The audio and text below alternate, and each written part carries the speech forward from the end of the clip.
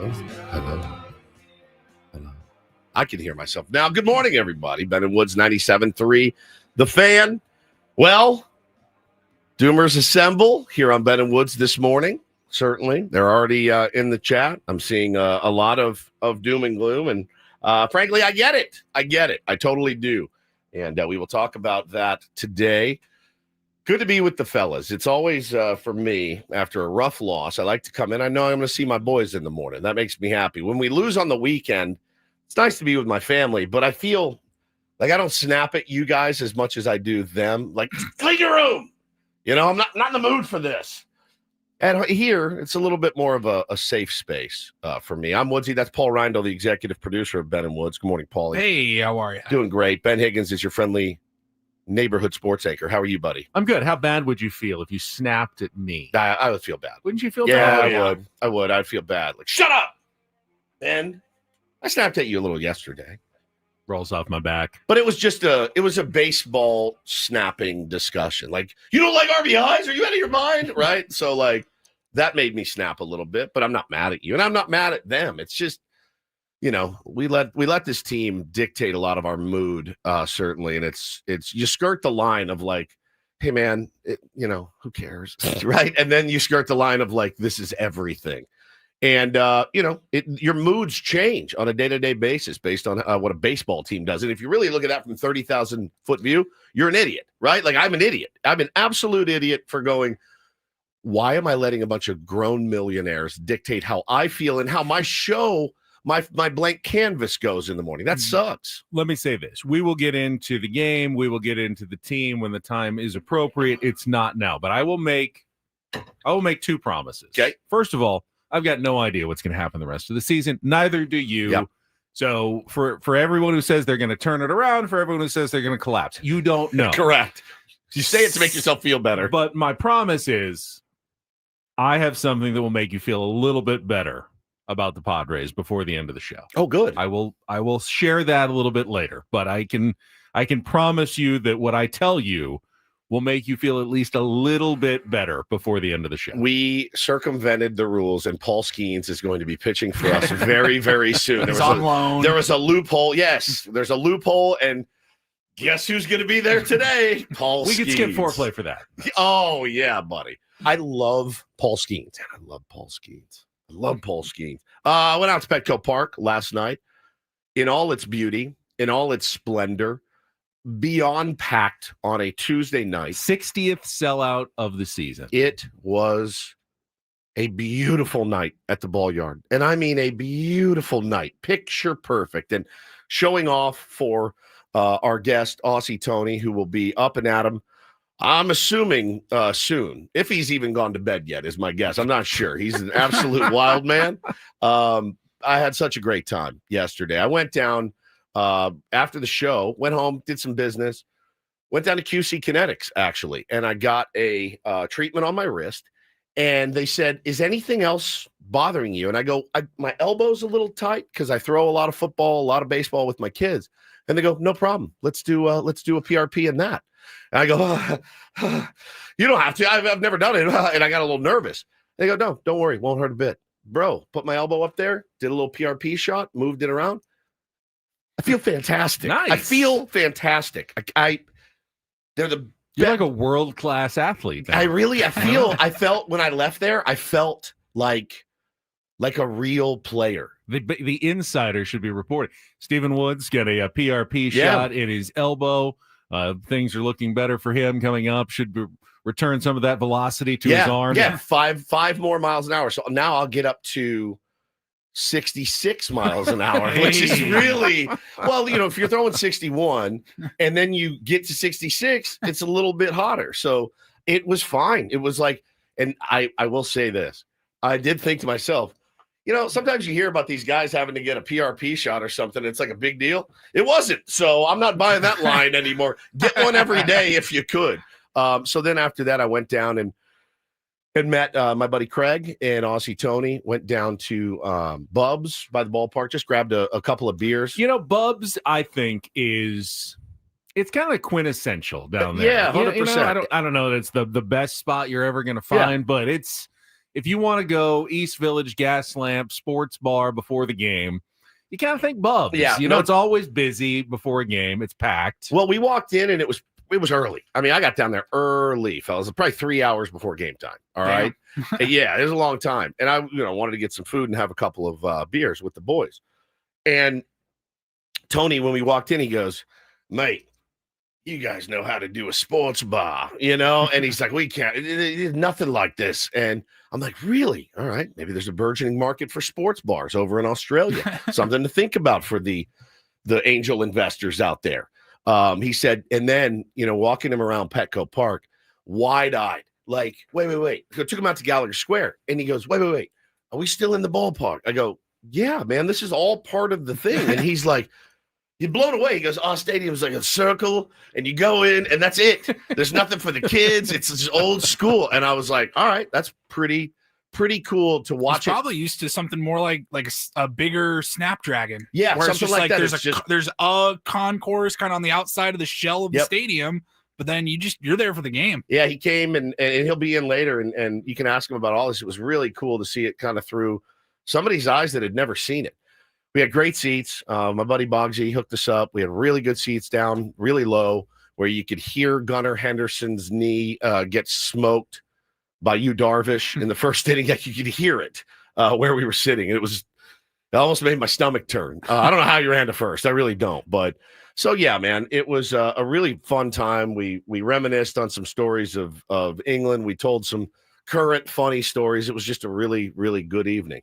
And then I left in the fourth because I wanted to see my kids before they went to bed. So what do you think Aussie Tony did after you left? He hung out with Craig and probably had another 75 cocktails. Okay. Is my guess. And then we have no idea what happened after the game. None. Late nights, I got entertainment. I got no texts. I got no nothing. So I told them, have your asses here by 8:00. We'll see if they come through. But it was such a good time. Went home, got the kids down, and got in bed and watched the end of that travesty. Certainly.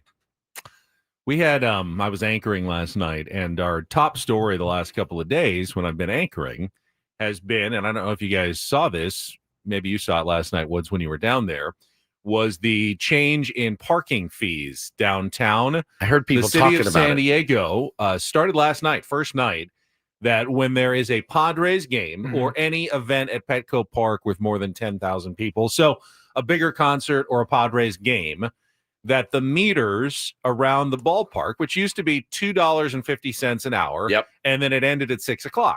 So if you were lucky enough to get there, early, find a spot on the street, you could put $5 in the meter and you're good for the rest of the night.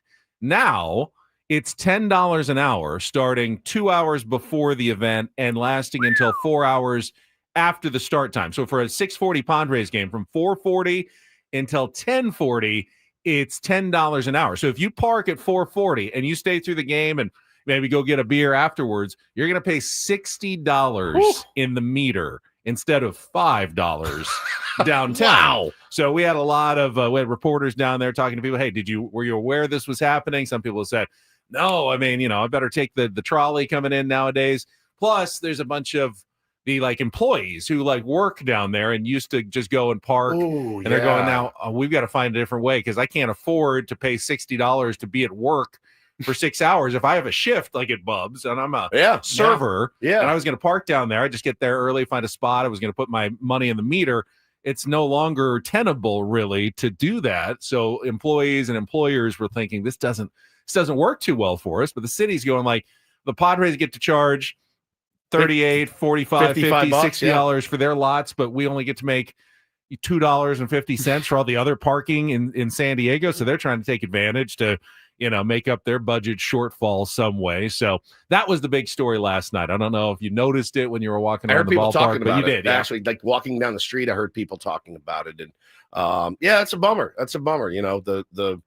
The consumer is the one that always gets hosed. Unless you're listening to Ben Woods, we don't hose you. You can listen to this for free. I feel we're one of the last bastions of businesses that really don't try to stick it to you. We really don't. It's free. You don't have to listen and scream at us if you don't like what you hear. You just can turn the channel and then get some more free entertainment if you're so inclined. Paulie, what happened to the my filters over here. We were messing around with the cameras in here this morning, and I noticed if you go into the software for our camera for YouTube, there's a bunch of different settings. Now I put the slim setting all the way up, and I slid it all the way to 100. I don't look any slimmer from this. You can set the camera to slim. Paulie, Benny, it's the first I've heard of it. Now it was on 0, which I thought handsome or no, but Paulie had me on slim 0, and so I put it on slim 100. And I can't tell the difference. Yeah, I don't know. Paulie, you did it on purpose. Did anything. Well, if I go over and check his, and his slim is on 100, right now. If his slim is on 100, we have a problem.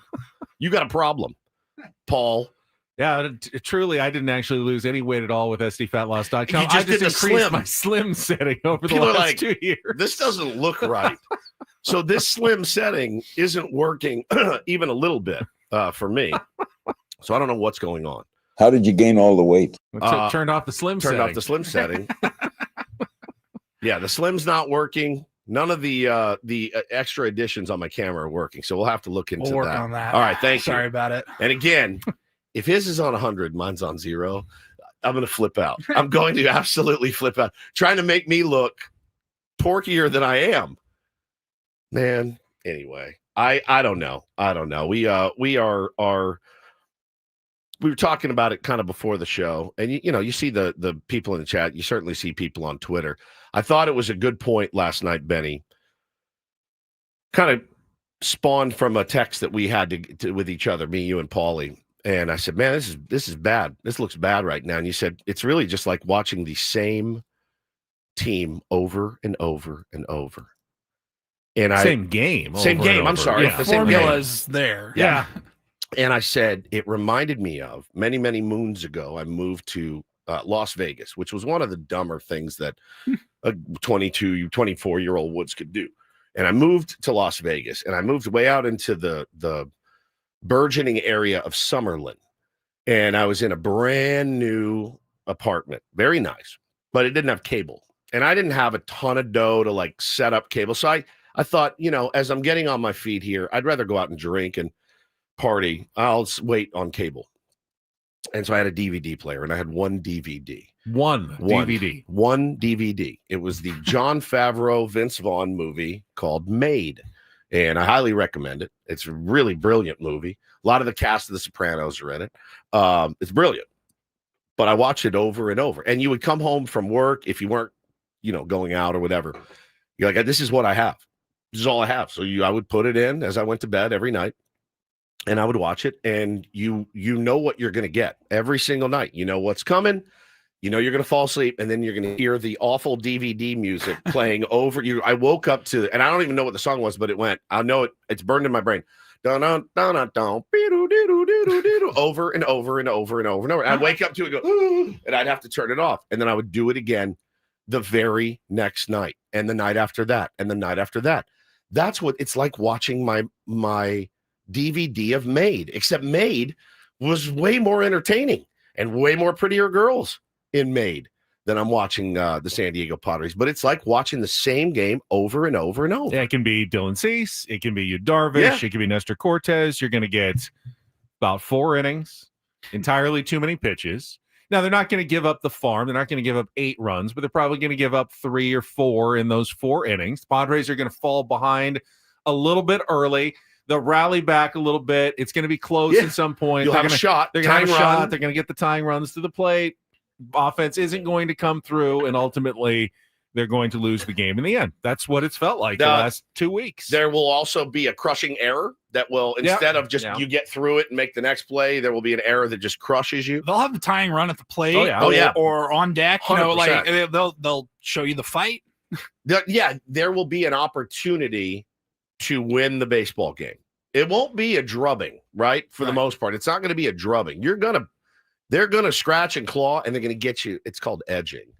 We're going to get edged, and we're going to be, come on, man, the season can turn. I must have said to myself last night, this swing could turn this season around, at least with Arise, Manny, and Toddy. Those 3 guys, I go, this season, and Jackson had a chance too. I go, this swing can turn this season around. Nobody came through. Nobody. And that's a bummer. But I will tell you this. How many games to go? 23 games to go. At some point, they will win a baseball game. I'm very confident in saying they will win another baseball game. Don't know when it's going to be. I hope it's today. But they will win another baseball game. They don't seem very panicked, which I think leads a lot of us to look at them and go, oh, they don't have a sense of urgency. You may be right. And maybe it's by design. Maybe it's because I really don't know. I would think you'd want to win these games while the Dodgers are also scuffling. But what do I know? The irony of this part of the season is that as a fan, you keep wanting to see the team hit the panic button. Like, okay, come on, what's going on here? Where's that urgency? But in reality, the last thing you ever want your team to do is panic. You're right. You really don't want that. There's never been a successful team that we were scuffling along and then we panicked and then everything was fine after that. That's just never how it works in sports. And the teams that succeed are the ones that usually remain steady through the ups and downs of a season, whether it's baseball, football, basketball, any sport. There's always ups and downs, and the best teams are always the ones that remain kind of, I don't know, unusually steady during them. And that's just how it works. So steady is an interesting way to put it, because I don't look at this team and think that they're steadily poor right now, right? Like they're not steady emotionally. Yeah, you're not seeing the snaps. You're not seeing the bat throws. Some people want it. I'm okay with a little bit of emotion, and you see it from a couple of guys. Like Razor will do it, Merrill will do it. But at the end of the day, man, I think you just don't want to. It's tough to give these games away specifically, and especially when you look. Neither of these teams at the top of the West. Neither of these teams have flipped the switch. I mean, they just haven't. And we go back and forth, and now 2.5 games out again today, and there's just no urgency, but there's also no panic. So it's kind of a weird state to live in as a fan. You don't see them. You see them playing. I don't want to come in here and say that they don't play hard, because I watched them. I watched them intently last night. I watched them intently every night. I do see them playing hard. I just don't see them executing well at all. And that's pitching, that's defense, that's hitting. All facets of the game. They're playing hard. They're just not playing well. It's also rarely the team that is absolutely having to sprint to the finish line that generally wins the whole thing. Correct. At the end. If you have to use all your mojo, all your fire to get to the playoffs at the end, at some point that runs out. I mean, even the hottest teams that we've seen, recently, like the Cardinals that won 17 in a row for Mike Schilt in September, eventually, petered out, and they just can't keep it up all the way through. So if you want them to start now, you're probably hitting the accelerator a little too early. Maybe. Maybe. And again, it's I don't think you can go through this segment talking about the Padres without saying unequivocally, you guys have to play better. You just do. It's the fans deserve it. This city deserves it. You're better than what you're showing right now. All of you. Manny is better. He's a better player than what he's showing. Fernando is a better player than what he's showing. Arise is a better player than what he's showing. Jackson Merrill is miles above what he's showing. They know that. They absolutely know that. And I don't want to come in here this morning and say, no, it's okay. They'll figure it out. They may not, but they will win a baseball game. They may even win 2. And they may even win 6. You know what I'm saying? They will win a game again. It just sucks. And you can't put the toothpaste back in that tube when you look up and you go, the Pirates, hell yeah, out of way, Pirates life for me. And then you come out and lay a turd against a guy that hadn't thrown in 2 years, who went, 6 innings? 5 innings against you. And through, at one point I was driving home, Jesse's like, absolute strike throwing machine, 61 pitches, 18 balls. Like, the guy was pounding the zone. He wears number 68. Yeah, he does, man. He's a big boy, too. He's about 8 feet tall. 6'8", 260 is what he's listed from Tulsa, Oklahoma. Just country. Now, you see that guy and you're like, oh, he must have thrown. He was throwing 93. His heater topped out at 93. We're swinging through it. That's a little bit of a problem. They're not ready for 93 and 86 on the outside corner. He was pounding that changeup to guys last night too. So it's just they're just a tough watch right now. They really, really are a tough watch. And I feel like I don't feel like, Ben, that they're like, oh, we're so good, we don't have to do much to win games. I don't feel like that. I don't think that's it either. I get the feeling that they're just like, hey, we're okay. We're not going to panic and we're not going to press. It's a weird strategy when you're this close to the division. That being said, I hate to say it. You sound like a shill when you say it. There's still time. I mean, there's Jose still says time. they look like a tired team. They do look a little tired, and I'm sure they are. It's been 130 some odd games that they've played. Other teams look a little tired at this point in the season. There's a reason that they call them the dog days of summer. Yeah, Jesse was talking about it last night. If you're a good team, you'll go through this phase, and then you'll come out of it, and you'll have a last burst of energy. Will this team? I guess they'll have to show us if they have that last burst. I promise you, several other teams will also go through this and are going through this. Will they also come through it, or will they not? That's why we watch, and we will find out. We will set the menu for what we've got coming up on the program today. Well, and the crazy thing is, SP Chula Vista says, how many frustrating stretches like this have they had? And no more than any other team. This is also a team that has not been 500 this season. They've never been 500. Never once.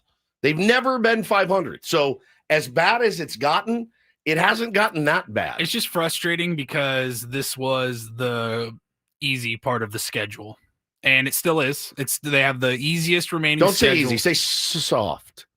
Right? Sure. It's the soft part of the schedule. Softer. I mean, but you're playing teams with losing records. Correct. But you're also playing teams with guys like Beavers and Jackson that are like, Rivera, I want a job. Yeah. I want a job. And they look out and they go, that guy makes $30 million a year. That guy makes 11. This guy makes 14. That guy he's brand new to the league. He makes, what does Jackson make a year? 15, right 12, yeah, going right? to. I mean, probably okay. not yet. But that guy makes 30 million. I want that. They're tired. I'm young. I'm going to kick their ass. They also know our season's going to end in a couple of weeks, and we've got nothing left to play for other than these games. Yep. So, yeah, you do get some of that. We will talk about it all. We'll set the menu after a quick check of traffic here on 97.3 The Fan. From the 855 Get Ross Traffic Center, protecting San Diego after accidents or injury, here's Kelly Danick. Traffic is brought to you by Caltrans, reminding you that southbound I-5 will be closed at State Route 52 starting Friday night. Good morning. Got a few problems starting us off. One of them is a stalled vehicle northbound at 5 before Main and Division.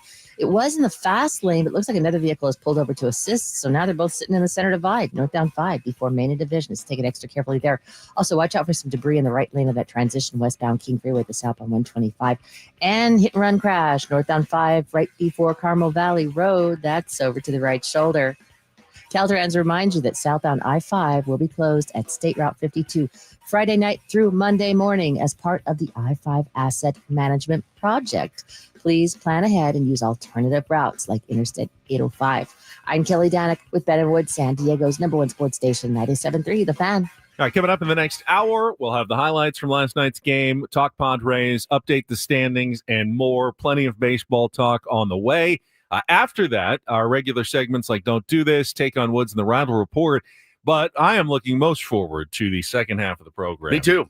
Assuming he is able to roust himself to meet Aussie Tony in person. Your new friend that you met in Manchester, England. He's excited to meet you guys. In town, going to come in. I have not met him yet. I'm very excited. I'm very excited. I'm very nervous. Don't be nervous. He is. Well, Paulie has to keep sure. Does he know the dump button? He knows how the dump button works. And we'll explain it to him. But he last night walking around, it was Aussie Tony, hell yeah! Like, it was great. He was like, "This is unbelievable." He had the time of his life. So he is such a long-suffering sports fan as well. The team that he roots for in the AFL, which is Australian rules football, the worst. And so he goes, I go to every game. I sit, I suffer. So he's one of us. And now he bought his first Padres hat last night, and now he's officially one of us. His questions about baseball were so good. I mean, they were so good. I said, come on in. You fire him away at Ben. Ben loves to Ben's playing things. You will have a great time. And the culture over there is just fascinating. The sports culture, talking about, these teams. There's like 10 teams in Melbourne. 10 Oh, teams. it's like in Melbourne. soccer teams in London. That's they just right. have tons They of just teams have tons in the city. and tons, and he's just such a good dude. You guys will love him. Looking forward to it. We will get this show rolling after a quick timeout, and we're back with Ben and Woods, our Padres crap up next here on 97.3 The Fan. Gambling problem? Call 1-800-GAMBLER. GEGE 000466. For a full list of games and rules, played at 7 Mile Casino. Visit 7milecasino.com. So it's possible that Aussie Tony went after the game down to 7 Mile Casino. Potentially. And, checked out the card room scene here in San Diego. I would imagine if he did, he would have been impressed. The card room scene is good. At least when you go to 7 Mile Casino, you're going to walk in, you're going to find something that is clean, upscale, comfortable, hip, friendly, easy to deal with, comfortable. Did I say that already? You said comfortable Comfortable already. twice. I like comfort. You know me. I know you do. It is a comfortable place, and you can be very comfortable when you go play cards comfortably at 7 Mile Casino. They got Texas Hold'em, they got Pai Gow, they got Baccarat, and they have my beloved California-style blackjack. So do yourself a favor.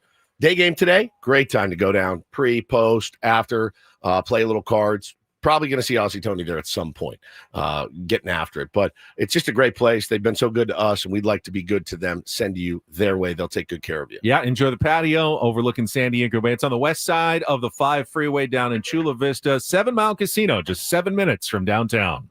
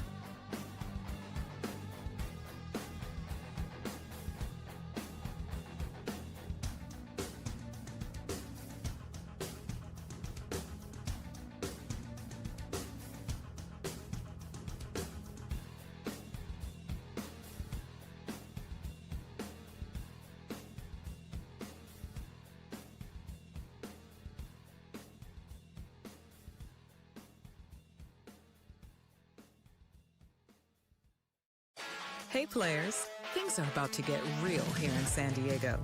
Introducing the all-new Hamul Casino Resort.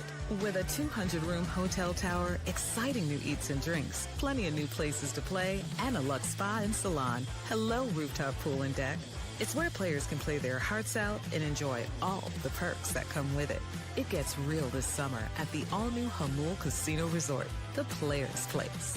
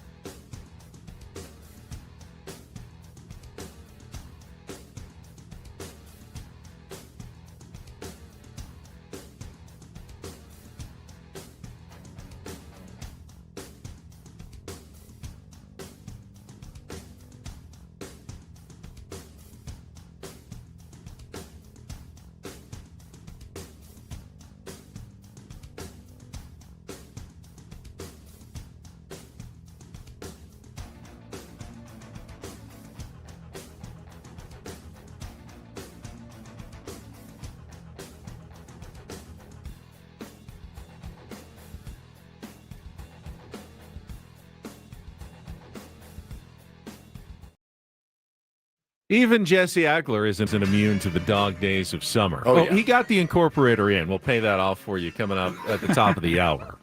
But it wasn't the easiest one. And we gave him a tough word yesterday. If you were listening when Jesse Agler joined us, and he got the word sphygmomanometer to incorporate into last night's game alongside Bob Scanlon.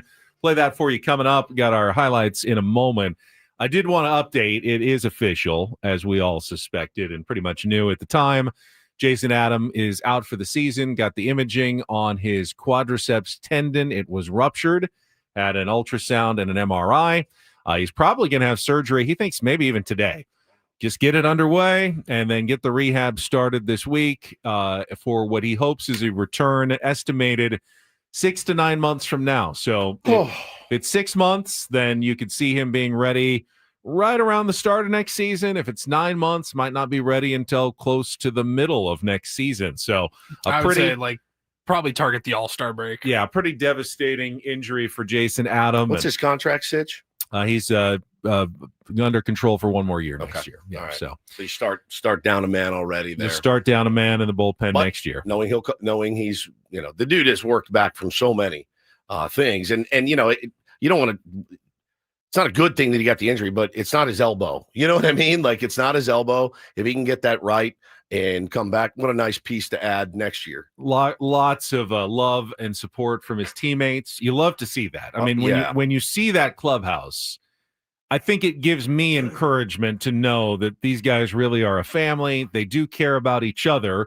But with that, Woods, and you lose Xander Bogaerts to a broken foot last week, I think that's part of this. It's hard to be playing at your most energetic and best when you're also getting hit, left and right. The arrows are being fired at you right now, and you're losing key guys. Xander Bogaerts, key guy on this team.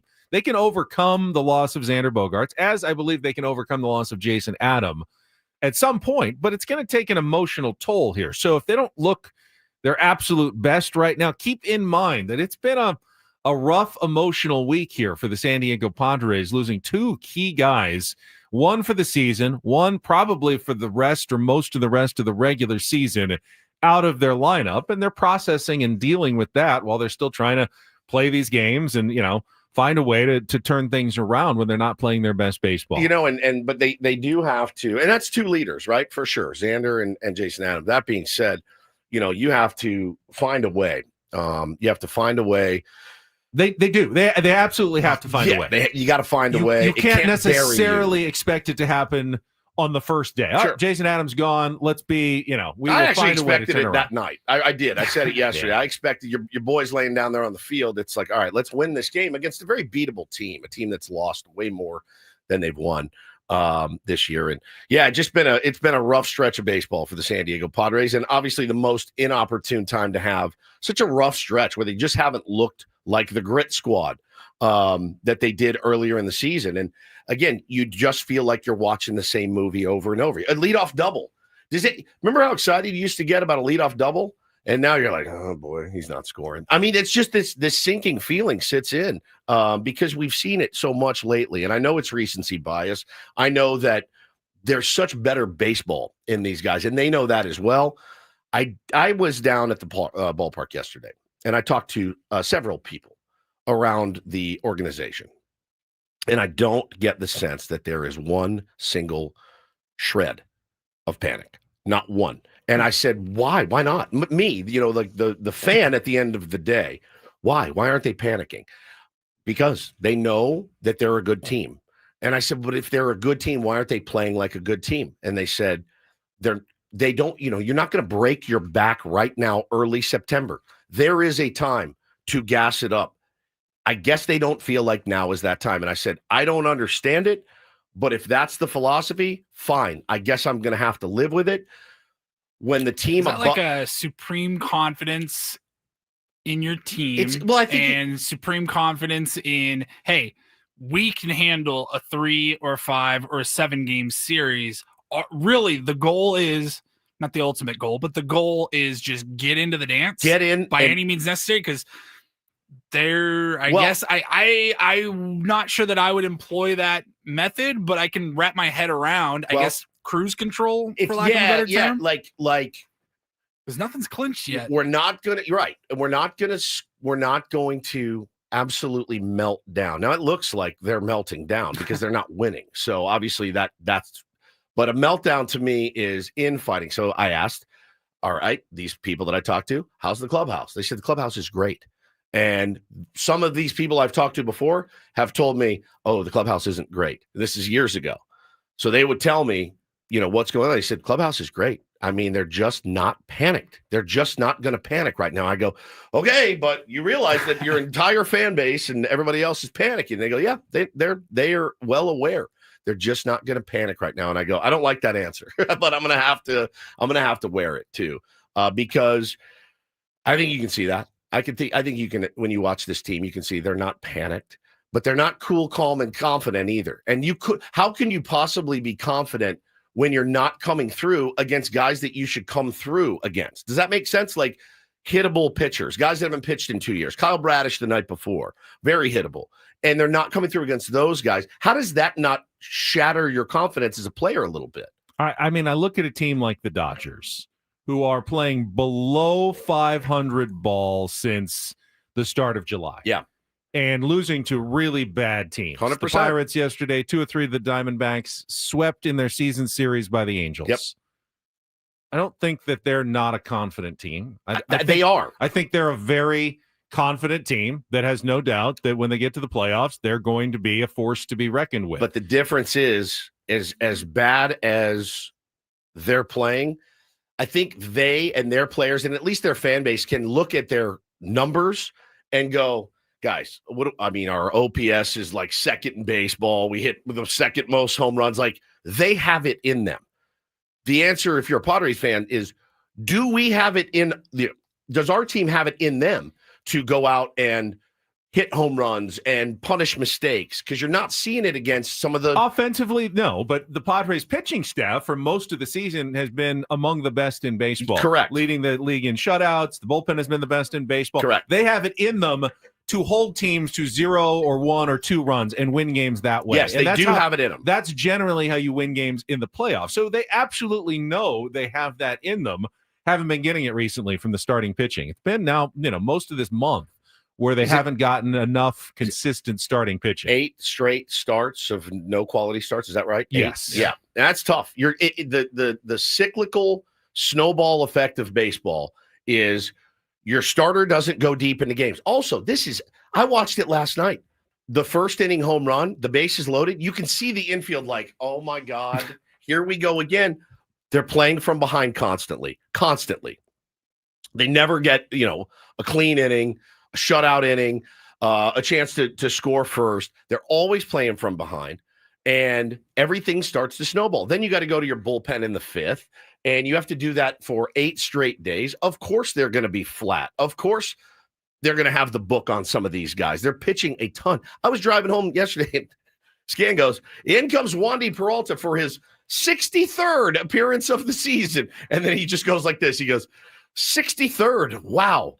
It's a lot. It's a lot. And Jason Adam was amongst the league leaders. And so he didn't get hurt because they overused him. No. He got hurt on a fluke absolutely play. Nothing to do with that. But if Dylan Cease goes 7 and the offense does what it's supposed to do, is he in the game? You know what I mean? Like all that's this, that's true. The cyclical things of baseball, it's just snowballing on us right now. It's snowballing on them. All right, let's get to the highlights. Our Padres crap up of last night's game after a quick check of traffic here on 97.3 The Fan. From the 855 Get Ross Traffic Center, protecting San Diego after accidents or injury, here's Kelly Danick. This game day traffic report is brought to you by Crystal Geyser Alpine Spring Water. Just one problem to mention here, northbound 5 before Carmel Valley Road got a hit and run crash over to the right shoulder. What makes Crystal Geyser Alpine Spring Water different? They always bottle their Alpine Spring Water less than 1.5 miles from the spring source. And all of their bottles are made with 50% recycled plastic from their own recycling plants. Crystal Geyser, bottled at the spring source. I'm Kelly Danick with Ben Woods, San Diego's #1 sports station, 97.3 The Fan. It's a shame if they lose. You got a problem. Oh, a shame indeed. I couldn't agree more. Here are the lowlights from yesterday's game. What the heck happened? Are you kidding me? Can't even believe it. It's the Padres Crap up. presented by Hamul Casino. Things are about to get real with the all-new Hamul Casino Resort with gorgeous rooms and exciting new eats and drinks. It gets real this summer at Hamul Casino Resort, the player's place. We'll give it 16 minutes of salt, and then we'll, get back on the bump and figure it out. 0-2, hit in the air to left field pretty deep. Laureano is back. He's at the wall, and it's going to go. Second straight game for Jeremiah Jackson. Went out to center field in the 5th inning yesterday, and now a one-out shot in the top of the 1st inning here tonight. 1-0 Baltimore, and Jackson now has hit in 13 consecutive games. 1-0 Baltimore. The 2-2 pitch swung on and lined over the head of McCoy into left field, a base hit. Mountcastle has scored. Kowser's on his way. Laureano's throw is cut. Manny throws back to first. They'll have Rivera there as Arise chases him towards second, and Cronenworth tags him out to end the inning. But it is a 2-run single for Emmanuel Rivera, and the Orioles now lead 3-0. Is ready. Here's the pitch. And Luis rips it in the air, deep to right field. Jackson is back. He's at the wall. This one gonna go! 2-run homer, Luis Arise. Big knock out of the 2-hole for Arise. And a 2-run homer to make it a 1-run game here in the 3rd. 0-1 the pitch. And Rivera lines it up the middle. That's into center at a base hit. Henderson has scored. They're waving Mountcastle. Throw from Merrill cut by Arise. Another 2-run single for Rivera. And the Orioles extend their lead. It's 5-2. And O'Hearn breaks his bat, clears it into shallow right. Beavers charging in, gonna lunge forward and make the catch to end the game. Great play out in right field. And that is it for game 2 of this series. Orioles over the Padres 6-2. We talk about like recipes when we win games, and it's been on display for going on almost 2 full years. How you win baseball games. We've been able to win baseball games. We got a lot of different ingredients for that, and how we put it together and been able to do it. We're just missing a few ingredients right now, and I'll take ultimate responsibility for it. It starts with me. I got to figure out a way to be better. I like that. Doesn't happen all the time. No, you don't hear him say that a ton, but I mean, I think ultimately he thinks that. There's something I didn't know he said that, so I was just taken aback. So okay, let's take a step back. That right there, does that Schultz saying something that we don't typically hear him say after a loss? Does that contradict the theory that I don't want to say they're not gunning right now, they're not trying to win, but that their foot isn't all the way down on the gas? No, I do think for him, he's so quick to protect his players always and to trust his players. Some of the combos I had yesterday were essentially about, I said, I feel like when I watch this team, I know what's going to happen. And, their identity is what their identity is. This is who they are. And when he talks about, I didn't get the sense he was making excuses because they're missing Xander Bogaerts or whatever. I didn't get that sense.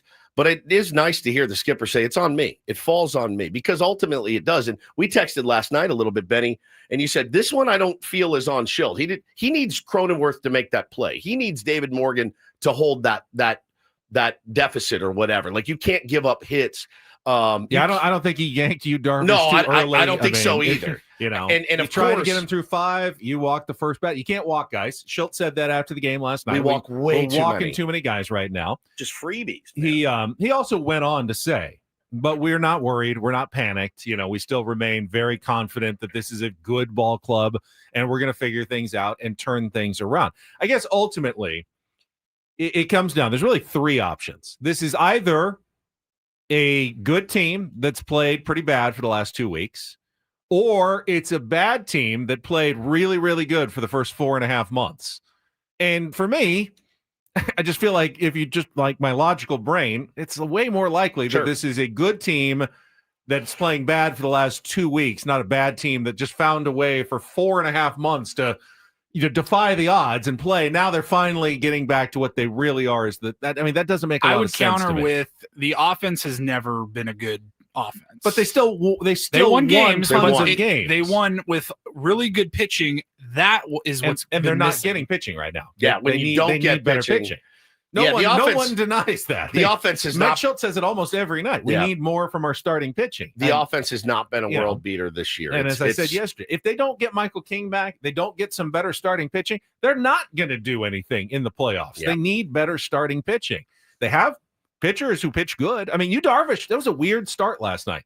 Had 5 strikeouts in the first 2 innings. Yeah. It's not like they are just teeing off on him every at bat. The 0-2 pitch to Jeremiah Jackson was horrible. He got ahead of him. No pitcher is getting teed off on. And no, none of them are. Yeah. They're just giving up at the wrong pitch at the wrong time right now. It's seemingly every game. You get 2 outs. You get 1 pitch away from getting out of the inning. Emmanuel Rivera with the hit. Same thing with David Morgan. 1 pitch away from getting out of an inning. Yep.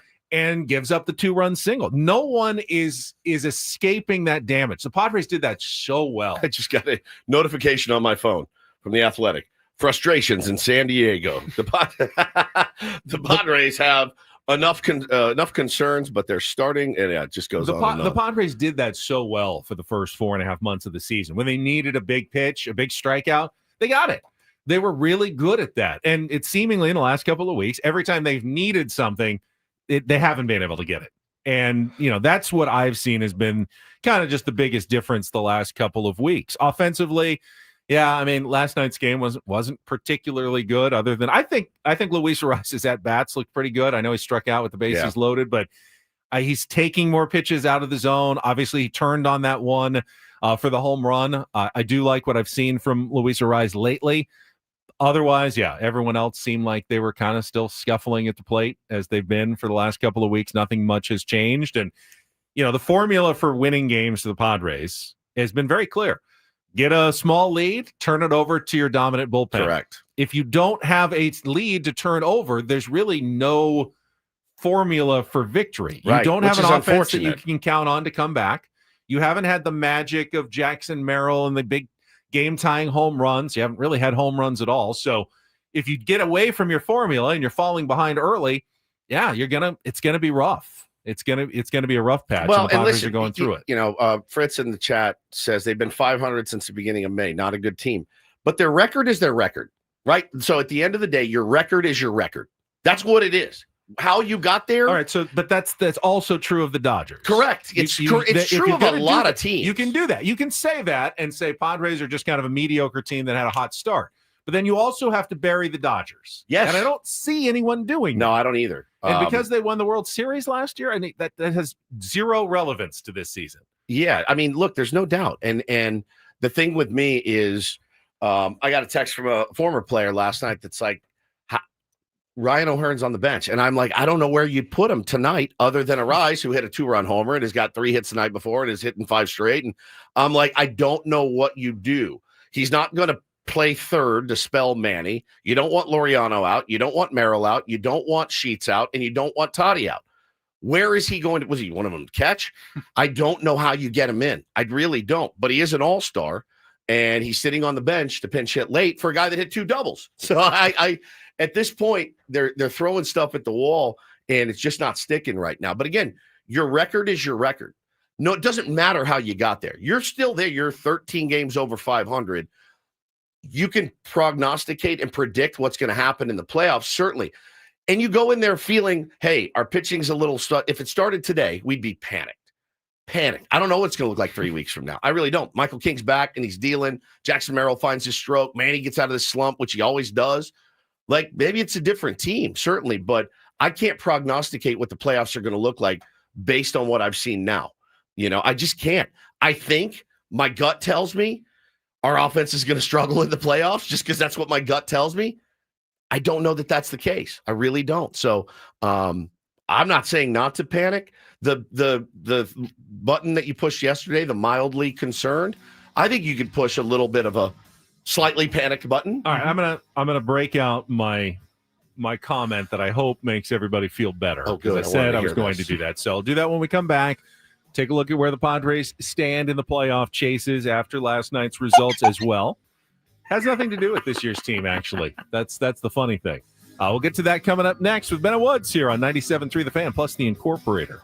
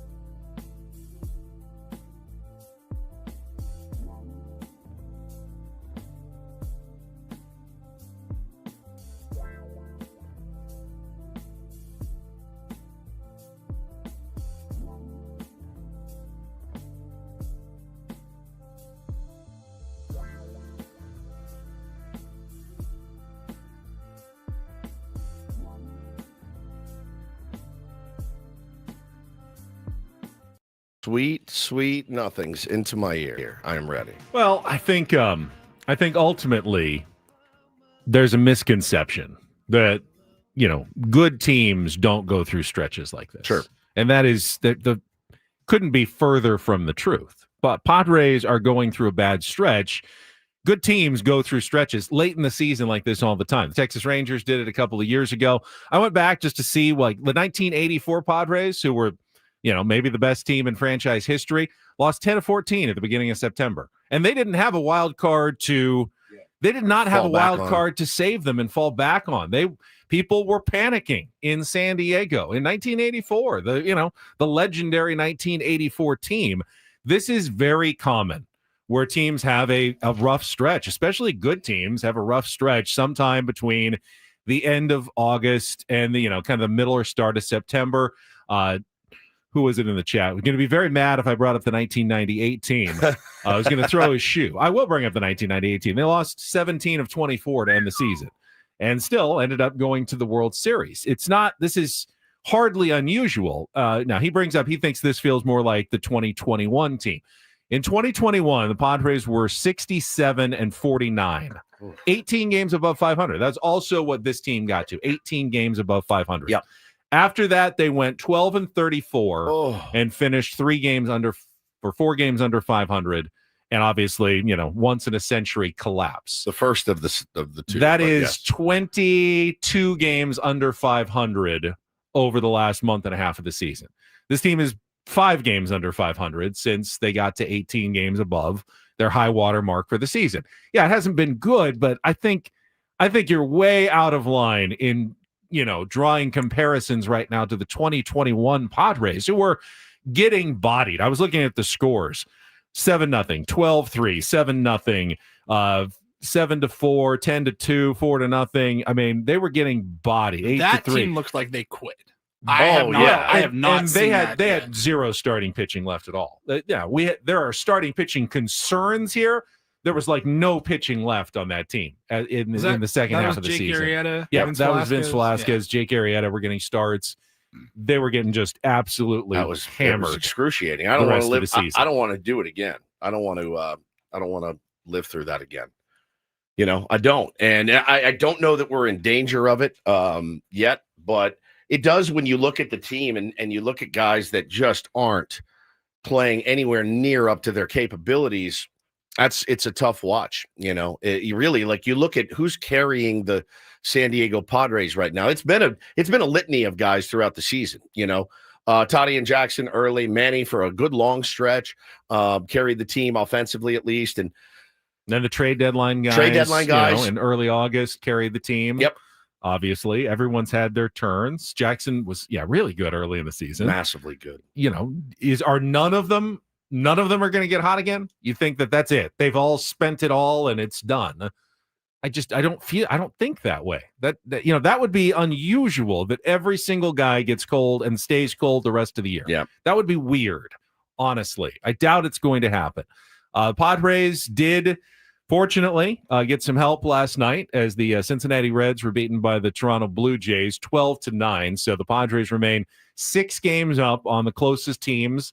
And it's now teams that could chase them down in the playoff race because the San Francisco Giants are also now 6 games back of the Padres and 5 games back of the Mets in the playoff chase. So they're tied with the Cincinnati Reds at this point. So there's now 2 teams behind the San Diego Padres who, are the potential threats, at least in the playoff rearview mirror with 23 games left. So those teams would have to outplay the Padres by 7 games over the final 23. That's a huge ask. Now, if the Padres go, 3-20, they're probably going to miss the playoffs. If they start winning a few games and play at 500 or around there, it's going to be almost impossible for those teams to catch them. Yep. Now, it's possible, though. It is possible. It's possible. Now, the irony is the Giants, I believe, have 7 games left against the Dodgers. Correct. So for them to catch the Padres, it would require the Dodgers to also have a massive collapse at the same time, which would be an opportunity for the Padres still to potentially win the division in the NL West if that happens. They're not playing well at all, and seeing that score pop up on the screen last night, I know they saw it. I know I saw it. I know Schulte saw it. It was there for all to see. Dodgers lose to the Pirates. And, that's an opportunity. The opportunity when they lose 2 or 3 to the Diamondbacks and you lose 2 or 3 to the Twins. Both teams leading the West right now are playing like absolute crap. And if one team decided they wanted to, and by the way, you see the Dodgers post game, they're talking about the same stuff. We got to flip the switch. We got to play better. I mean, it's the same thing. It's just they're the Spider-Man guys, but they just happen to have a 2.5 game lead, but they are pointing at each other right now. It's literally anybody's division.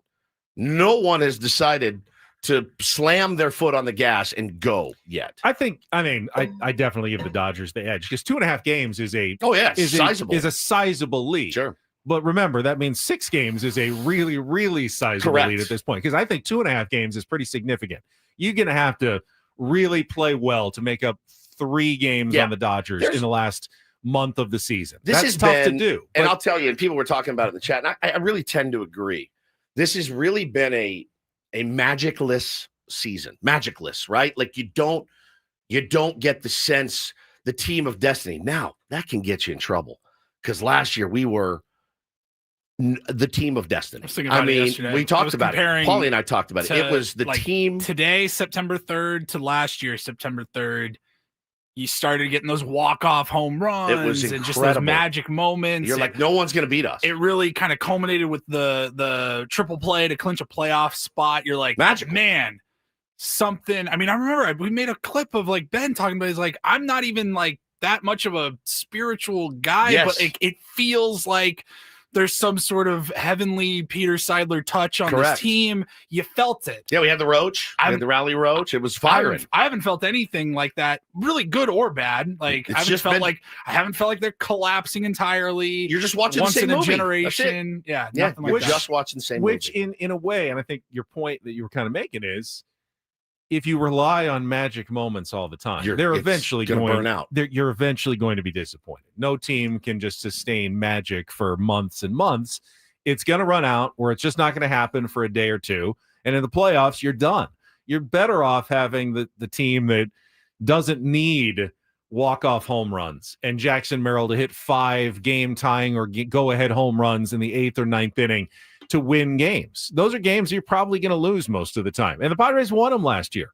This year's team is right in the, pretty much the same spot as last year's team without having all those moments. Now, if they get a few of them down the stretch and in the playoffs, that can make a huge difference. It's the timing of those moments and when they happen. So we'll see what goes forward. 23 left? 23 games left. I got one more, about a minute from Mike Schilt yesterday. Let's hear it. I thought this was good. Teams go through this. It's more magnified, obviously, August, September, but teams do go through this. But do you have any other reason maybe why it's happening besides, obviously, you're down 2-0, 3-0, 4-0 early? I think that's the biggest start of it. It starts with, we need to be able to play with the lead, get to one of the strengths of the club, the bullpen, and keep those pieces in the right order. It's really uncharacteristic of this club. We'll have a game or two, and I can come in and say it's uncharacteristic, which it is when it happens as an outlier.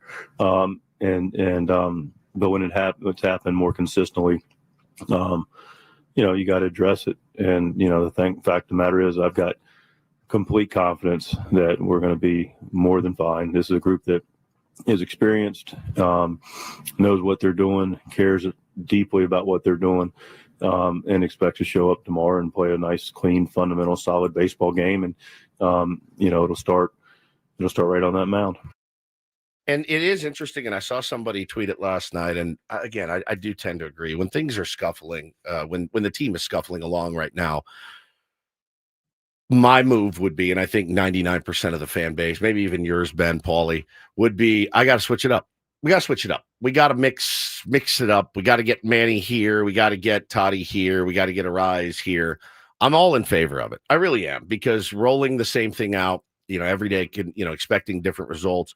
It's truly the definition of insanity, I think, in life. But what's the harm?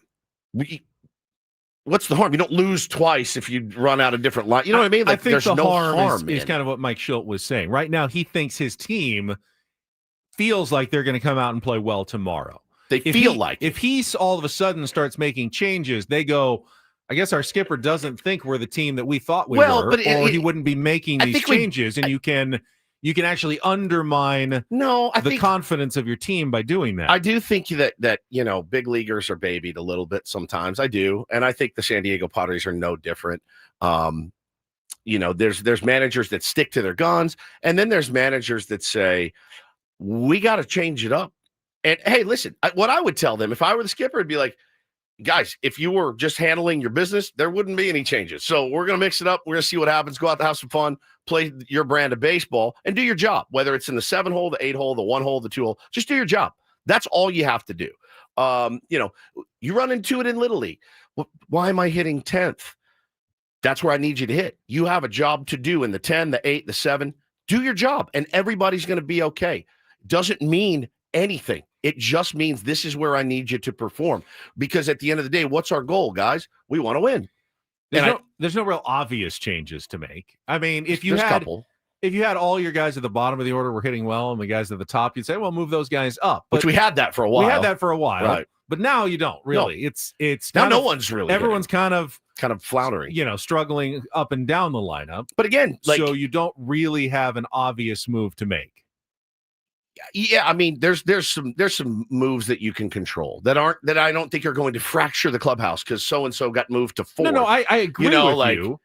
I just don't know that, and I don't think that they're big sweeping changes. I don't know that there's any logic behind it. It would just be a move to make a move. Yeah, is that what you want? A move to make a move? Well, I want a move potentially to shake things up, and not to light a fire. But hey, let's see what this. But don't you want Mike Schilt to be able to say, well, we did this because we think that it'll by get putting so him and in so this going. hole, Yeah, by putting someone here, it happens all the time. He'll get better protection, and we get more balanced lineup. I don't know that they have that though. I don't know that they have a more logical necessarily. Arise leadoff or 9, right? Toddy 2, and you just go down it, and then against the righty, O'Hearn in the 3, Manny in the 4, Manny even in the 5, whatever. Get somebody to protect some of these guys a little bit better. But I don't want to be moving guys like Iglesias and McCoy up in the lineup. Oh, God, no. No, absolutely not. Because if you're moving guys down in the lineup, you're going to have to move other guys that you don't want up in the lineup. No, you could jigger with the top and leave the bottom as the black hole that it currently is. You're not saying drastically extreme. I'm not saying Freddie Fermin's batting second or anything. You're leaving the bottom of the lineup at the bottom and the top of the lineup at the top. I mean, I saw the guy. So you're talking about just tiny little fragments. Okay, that's incremental changes. I'm just saying there were no major changes you're going to make to the Padres lineup. Correct. The top of the lineup is going to be the top of the lineup. The bottom lineup is going to be the bottom of the lineup. If you want to move it around a little bit, yeah, I'm fine with that. And I honestly think, and it's crazy, and I am 100% going to ask Mike Schilt this on Friday. How long does it take a guy like Jackson Merrill, if you needed him, to get back and play shortstop again? If his ankle is if he's healthy enough to play center field and run a mile a game after baseballs, how long would it take to get him ramped up? Because again, that gets your best lineup on the field. Mason McCoy is not your best. He's a great glove. Slick as anybody. Showed the willingness to play Jake there later in the game. Jake played there later at shortstop. What did they say since 2022? Yeah. And they moved everybody around. He showed some flexibility, at least try. I don't think he wants to do it all the time, but he showed some flexibility. Yep. You can get another bat in the lineup if you do that. You can get your best bats in the lineup if you do that. Really. O'Hearn and Sheets and Sheets, Merrill they can all be in there if you do that. I mean, it's really. Is it a better lineup to have Arise playing second, get O'Hearn in, and you're kind of just platooning? But Mike Schilt also did say he's not going to keep left. Mike Schilt said after the game, and I'm not going to sacrifice defense on a regular basis. Right. He values defense more than you do. Well, Jackson Merrill. When I say you, it's probably everybody listening to my voice right now. Jackson Merrill was a good defensive shortstop. He was just blocked by Xander Bogaerts. Can you get him ready to? And he said he would do it because, of course, he would. Of course he would. He'd catch today if they needed him. Right, but that's Mike his Schilt spot. says he's an elite center fielder. That's what his words. He is. He said Jackson Merrill's an elite center fielder, better than Ramon Laureano. So you don't want to move the elite center fielder. You don't want to move your elite players off their elite positions. Okay. Right. He thinks Jake Cronenworth's a pretty elite second baseman. He thinks Luis Arise is a pretty elite first baseman. You can disagree if you want, but he doesn't think that Arise at second is great. He doesn't think Jake at short is great. He doesn't think Merrill at short's probably great right now. So he he doesn't want to keep moving players into positions where they're worse. It's a domino effect for Mike Schultz. It really is. Okay, we're going to make every position worse by shifting everybody around. He's not going to do that because he values defense more than anybody who is listening to my voice right now. Yeah, he really does. All right, we got a couple minutes here. Let's pay off the incorporator since I promised that. When Jesse joined us yesterday at 8:30, we had another word saved from Major Garrett's visit last week. This one's straight from the doctor's office. As we know, the pressure ramps up in September and things get a little more difficult. And that is true of the incorporator as well. And we're drawing from some more words that Major left us last week for today's incorporator word for you. Here we go, Jesse. You ready? Yeah. Sphygmomanometer. What? Oh, sphygmomanometer. That Sphygmomanometer. It's the blood pressure cuff that doctors use. It's to measure your blood Never pressure. knew that. All right. Pressure cuff. So I could tell Jesse was a little intimidated by that word. It's long, very has no business. Lots of syllables. Very tricky. Sphygmomanometer. Sphygmomanometer. This happened in the bottom of the 6th inning. Jesse Agler texted me. Manny Machado at bat in the 6th inning. 3-2 again. This is pitch 7. And Manny again fouls it back out of play. So again, the Padres have some time here tonight, but certainly it is getting a little bit late. Tightening up. Sphygmomanometer. It's starting to squeeze just a little bit. A lack of confidence by Jesse Agler. He texted me yesterday. Said bottom 6, Manny AB. Little clunky, but got it done. Yeah, clunky. That's fine. You got all the letters in. Sphygmomanometer, not sphygmomanometer. Sphygmomanometer. Sphygmo. I think all the letters were there. Yeah, that'll work. Just Sphygmomanometer. Little pregnant pause in the middle. Not bad though. Would you sacrifice a little defense for offense right now? Because I would.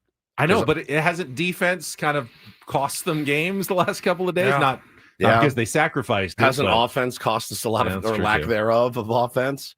I have an all-star and I don't want him sitting on the bench. That's really what it boils down to, and Mike's argument is, well, I got a 3-time batting champ that's starting to hit the ball a little better. Actually hit one out of the ballpark. He's starting to hit the ball better. Couple ABs notwithstanding, I need him in the lineup too. Okay, but you got to figure out a way to get both of these cats in there. It's somehow, some way. It's nice to have a bench. It is. It's nice to have a bench, but it's also nice to score runs. And when you have an all-star sitting on your bench, you not need the big pinch hit. Yeah, inning that would be lovely to not run. need the big pinch hit, to not need a bench, dramatically every single night. Not every night. Yeah. Every night. Yeah. All right, we got Don't Do This coming up next. We've got a team that is comfortably in first place in their division. Has the exact same record as the San Diego Padres, but clubhouse might be a little less buttoned up than the San Diego Padres. If you saw it last night, you may know what I'm talking about. We'll get to that coming up next with Ben and Woods on San Diego's #1 sports station, 97.3 The Fan. First, I get to talk about Prize Picks. It's daily fantasy. Right now, with the start of the football season, 1 day away, you can set your lineups and win big, real money just with your sports knowledge. Hey, everyone loves being right. Why not turn your being right about sports into actual money? All you have to do is set lineups between 2 and 6 players, and you're picking against the numbers, just stat projections to win real money with Prize Picks. Download the app by going to prizepicks.com and using the code KWFN. When you do, you're going to get $50 instantly when you play your first $5 lineup. That's $50 instantly when you play your first $5 lineup. And make sure you look for the max discounts. That's what they're calling them. Basically, instead of, say, Dak Prescott, 215 yards passing, more or less, it's now 1/2 of 1 yard passing for tomorrow night's game, Dak Prescott. So that's a max discount. Put that in a lineup. Find 1 more, find 5 more, and have a chance to win big. With Prize Picks, run your game. Must be present in certain states. Visit prizepicks.com for details.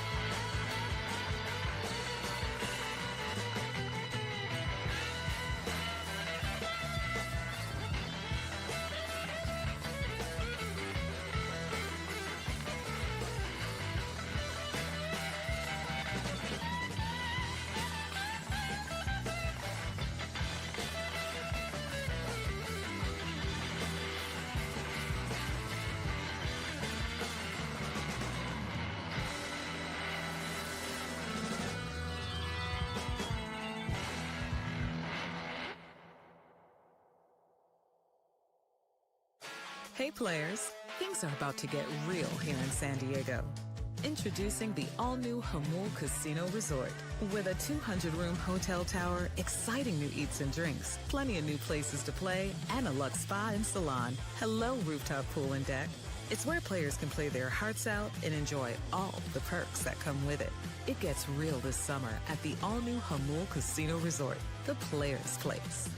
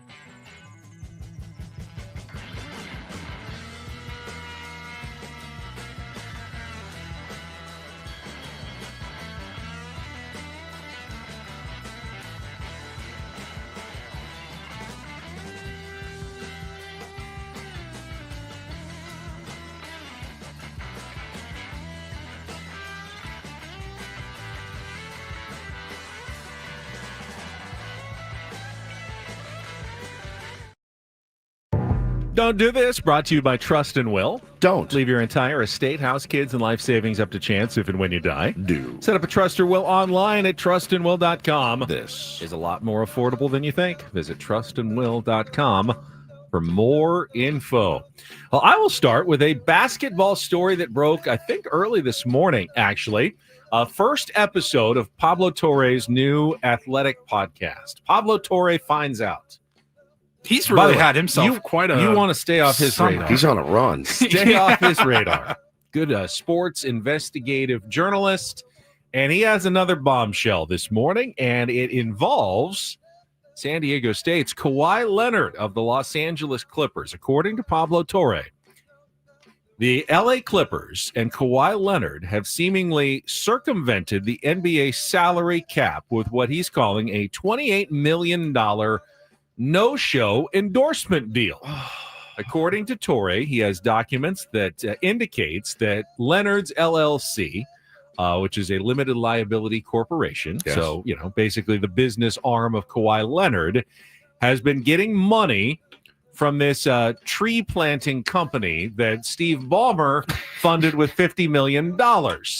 And there's no evidence that Kawhi Leonard has done any planting of trees whatsoever over his time with the Los Angeles Clippers. It simply would be a way to pay him the max, as they already do, under his contract, and then find a way to give him some more money that doesn't count against the NBA's salary cap. This company's called Aspiration. Aspiration.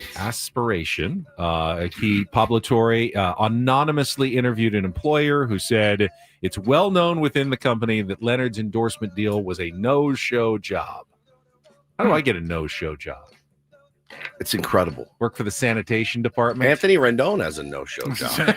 Eric Hosmer's got one. It's true.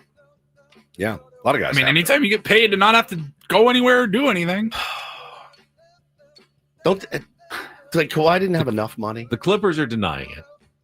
They said it's an organic marketing sponsorship deal. So they're acknowledging the sponsorship. They're saying it's legitimate. I don't think they can deny it. The documents are out there. The sponsorship. It says, yeah. I guess it's hard to prove or disprove. Like, what has he done? He planted many trees. We don't know. Just because they didn't get it on camera. Get a picture of him thumbs up planting a tree. Green thumbs Is that worth up? $28 million? Again, the circumventing of salary caps is pretty nuts. I mean, when it probably opens up a huge can of worms for other teams that have most definitely done things like this. This is like in pre-NIL day. This was college football at Alabama and Auburn, Oklahoma. in a nutshell. The Brian Bosworth thing is incredible. Car dealerships hiring football players for jobs that were well paid that didn't require any work. He sat in his Corvette. Brian Bosworth sat in this white Corvette that was given to him underneath an oil rig to watch it go up and down for 4 hours and made like thousands and thousands. That was his job. Hey, just make sure nothing happens to it. And he's like, all right, take a nap, do whatever you want. I want that gig. Like, there's still so much. It's so changing right now with NIL. Yeah. It's constantly flowing and just changing and evolving. And yet I feel so much more comfortable with it for whatever reason, because when you look back like 10, 15, 40 years ago, and you're like, man, we really saw everything and just didn't care. Just didn't. Like, I mean, I had classes with athletes at San Diego State. They got jewelry and covered tattoos. I saw a couple of cars driving out of the parking lot, and you're just like, so you got no gifts. Zero. Like, nothing was given to you. Nothing. You're working like at In-N-Out during the summer. And actually, you're not allowed to work. In the summer, but you're not allowed to work in season. I lived next to Notre Dame linebackers, and I was like, and just to be clear, it didn't bother me. Okay. Like, I didn't have a problem with it back then either. I'm like, you should get whatever you can. Get your bag. Yeah, get your bag. Get whatever you can, especially when these schools are profiting off of your performance. The circumventing, though, is crazy. Like, how does this work? Does Kawhi go to him and say, hey, I know you paid me $1 gazillion. It's not enough. We got to find a way for me to make $30 more million. I mean, there's nothing illegal about endorsement deals. No, nothing. It's the only thing that would violate NBA rules if it's the owner is the one funding it here, which is what it appears to have happened. Yeah, Kawhi's made over $325 million in basketball earnings contract. That is nuts. Here's an extra 30. Crazy. Well, we'll monitor that. So he's not in any trouble, right? Like, he didn't do anything wrong per se. The hammer would come down on Ballmer, right? I would assume so. so. Probably a heavy fine, maybe Clippers draft picks or something. That would be the punishment. Well, the fine he can handle. Yeah, you just start another company and then you pay your fines through that. It's very smart. Very smart businessman. This is one of the craziest things I've seen in Major League Baseball in a long, long time. Framber Valdez, who is a really good pitcher for the Houston Astros, was throwing against the New York Yankees yesterday. Our old pal Trent Grisham comes up with the bases loaded. Framber Valdez is on the mound. He gets his sign. For whatever reason, rookie catcher Cesar Salazar waved him off, like, step off, step off, step off. There was something amiss about what happened. He was just hitting the pitch calm, and then whether they were not on the same page. Not on the same page? And he pushes his hand. He's like, get off, get off, step off, step off. So Which probably throws the pitcher off a little bit because he'd already started his motion. He doesn't step off. He throws the pitch. Trent Grisham hits it for a grand slam, his 29th homer of the year. That's a whole nother can of worms we could open at some point. Hits it out 6-0. Wow. Everyone's mad. What a bummer. Anthony Volpe steps into the box. Valdez gets the sign and throws a 90-plus mile-an-hour fastball right to the chest of his catcher when his catcher had called for an off-speed pitch and didn't know it was coming. Was a pitch in between. I think he threw a high fastball. It was the second pitch. Second pitch. Yeah. So he crosses up his own catcher because he's allegedly pissed. It looked, now to look at it, you then see the catcher wear it and then kind of look out like, what'd you just do? And like immediately. Valdez, instead of throwing up the hand, my bad, turns and walks away and then turns around again, gets the ball back, snaps his glove. He's pissed. Like he made some sort of statement. Like there. he The made catcher a looks like he statement. just saw a ghost. The catcher's like, what just happened? What just happened? So they asked, after the game, I read, they pulled both players in the office. Valdez said it was not intentional. He did apologize, but he said it was not intentional. I got crossed up by mistake. I hit him by mistake. Here's what Salazar said. you guys get crossed up earlier in the game at all? Or was that the times that we're talking about? Those are the first instances you guys got crossed up? No, they didn't get crossed up. Like I said, there was a good amount of Yankees fans, so it was pretty loud for the grand slam. Maybe my pitch gun wasn't in the right spot, so I pressed the wrong button, So defending his guy still. Yep, smart. I mean, it's a good teammate, veteran right there. and a rookie. Essentially, you don't really have a choice, right? Push the wrong button. It's on me. And Wow. I wore it to the chest. That's right. Then again, Framber Valdez is a star. Yeah, Salazar is not. So he kind of knows how he has to act in that situation. Still, like I said, they're cruising in first place right now. Same record as the San Diego Padres. But I'd be more panicked about the Astros right now. All these big leaguers weighed in on it, and they're like Dallas Braden, Eric Hosmer. I mean, everybody was Everyone weighing seemed in, to think it was intentional. and they're like, "That's Bush, man. That's your teammate. Like, you don't do that's the kind of stuff that can wreck a clubhouse." But we'll see. Dallas Braden, a pitcher, former player, he knows the mentality. Correct. He probably, I would take what he says. I would too. I wouldn't take it with a grain of salt. Right. All right, finally, some do this. DD mega do And it involves our own Manny Machado. I could use a feel-good Manny story right Me now. too. So yesterday, Monday, was a special day for Cincinnati Reds slugging prospect Sal Stewart, who got his call up to the big leagues. Now, I did not know this, but Sal Stewart is a 21-year-old Miami native. And at some point, Manny Machado became his mentor. He has been training with Sal in the offseason when he goes back to Miami. And the Cincinnati Reds arranged a little special video from Manny to Sal for his call-up and played it on the minor league video board when he got the news. It was a true blessing to see how much he's evolved, how much he's grown, and become the person he is today. And I could truly call him a true friend. Nothing greater than this world was to get this phone call today, have me be a part of this, so I'm truly blessed. But I'll see you next week in San Diego, kid. Welcome to the show. Well earned. Very proud of you, kid. Love it. He looks like a Sal. He's got a mustache. He does look like a Sal. He looks like a Sal. He looks like he's done a no-show job or two as a Sal before. A lot of Sals. And of course, with the Reds coming to town next week, Padres will be facing Sal Stewart. We can just I'm nervous already. We can let our imaginations run wild as the kind of series that Sal Stewart is going to have with Manny's inspiration and mentorship leading the way. How did Junior Caminero do last year? Remember there was the big story, Manny. That was his guy. Didn't he touch us up for at least a home run? And he's going off this year. Yeah, really good. Manny is like the greatest mentor in baseball. Well, stop giving them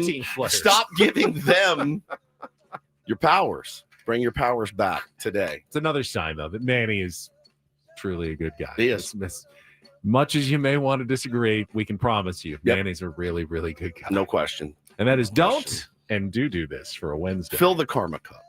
That was Don't Do This with Ben and Woods on 97.3 The Fan. All right. There was another moment from baseball yesterday that made me laugh, and I will get to that and more when we come back with Ben and Woods on San Diego's #1 sports station, 97.3 The Fan. Well, before I went to the game yesterday, as I mentioned, went down to QC Kinetics, and it's such a great experience every single time. I had jammed my wrist, and they wanted to take a look at it and went in.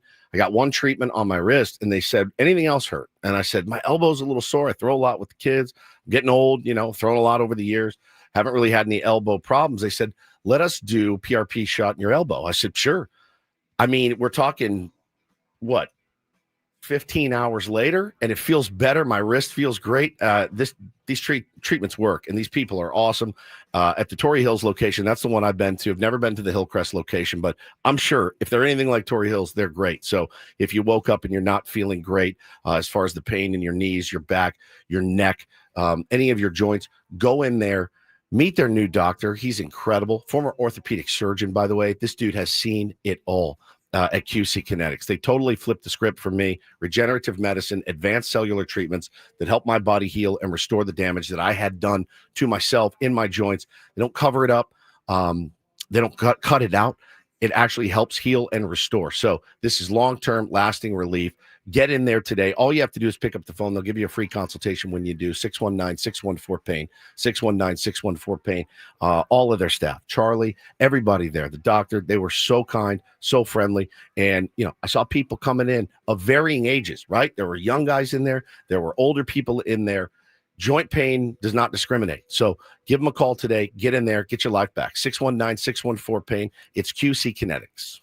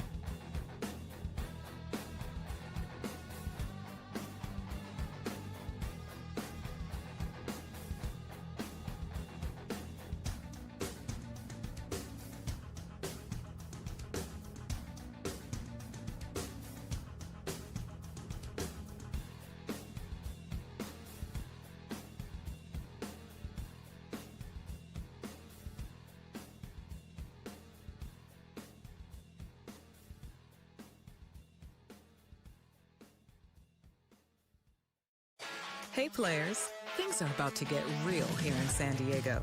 Introducing the all-new Jamul Casino Resort. With a 200-room hotel tower, exciting new eats and drinks, plenty of new places to play, and a luxe spa and salon. Hello, rooftop pool and deck. It's where players can play their hearts out and enjoy all the perks that come with it. It gets real this summer at the all-new Jamul Casino Resort, the players' place.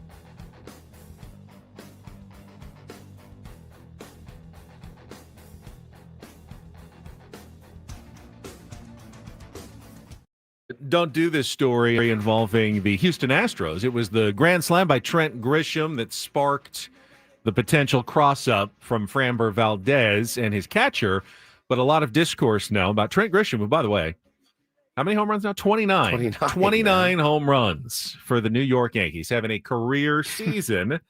And I saw some people commenting last night on social media that, well, this is probably a sign of concern for the San Diego Padres, that they couldn't unlock this for Trent Grisham the way the New York Yankees have unlocked a career season for Trent Grisham. They had him last year, and they didn't play him in the playoffs. He had the worst season of his career last year. He hit 190 with a .4 WAR, 9 home runs, 1 stolen base. He was awful last year. His first year with the Yankees was by far much worse than any of his seasons with the Padres. He was a consistent, basically 2 to 3 WAR player every year with the Padres. Yeah. And then he went to the Yankees, and he tanked. He was awful.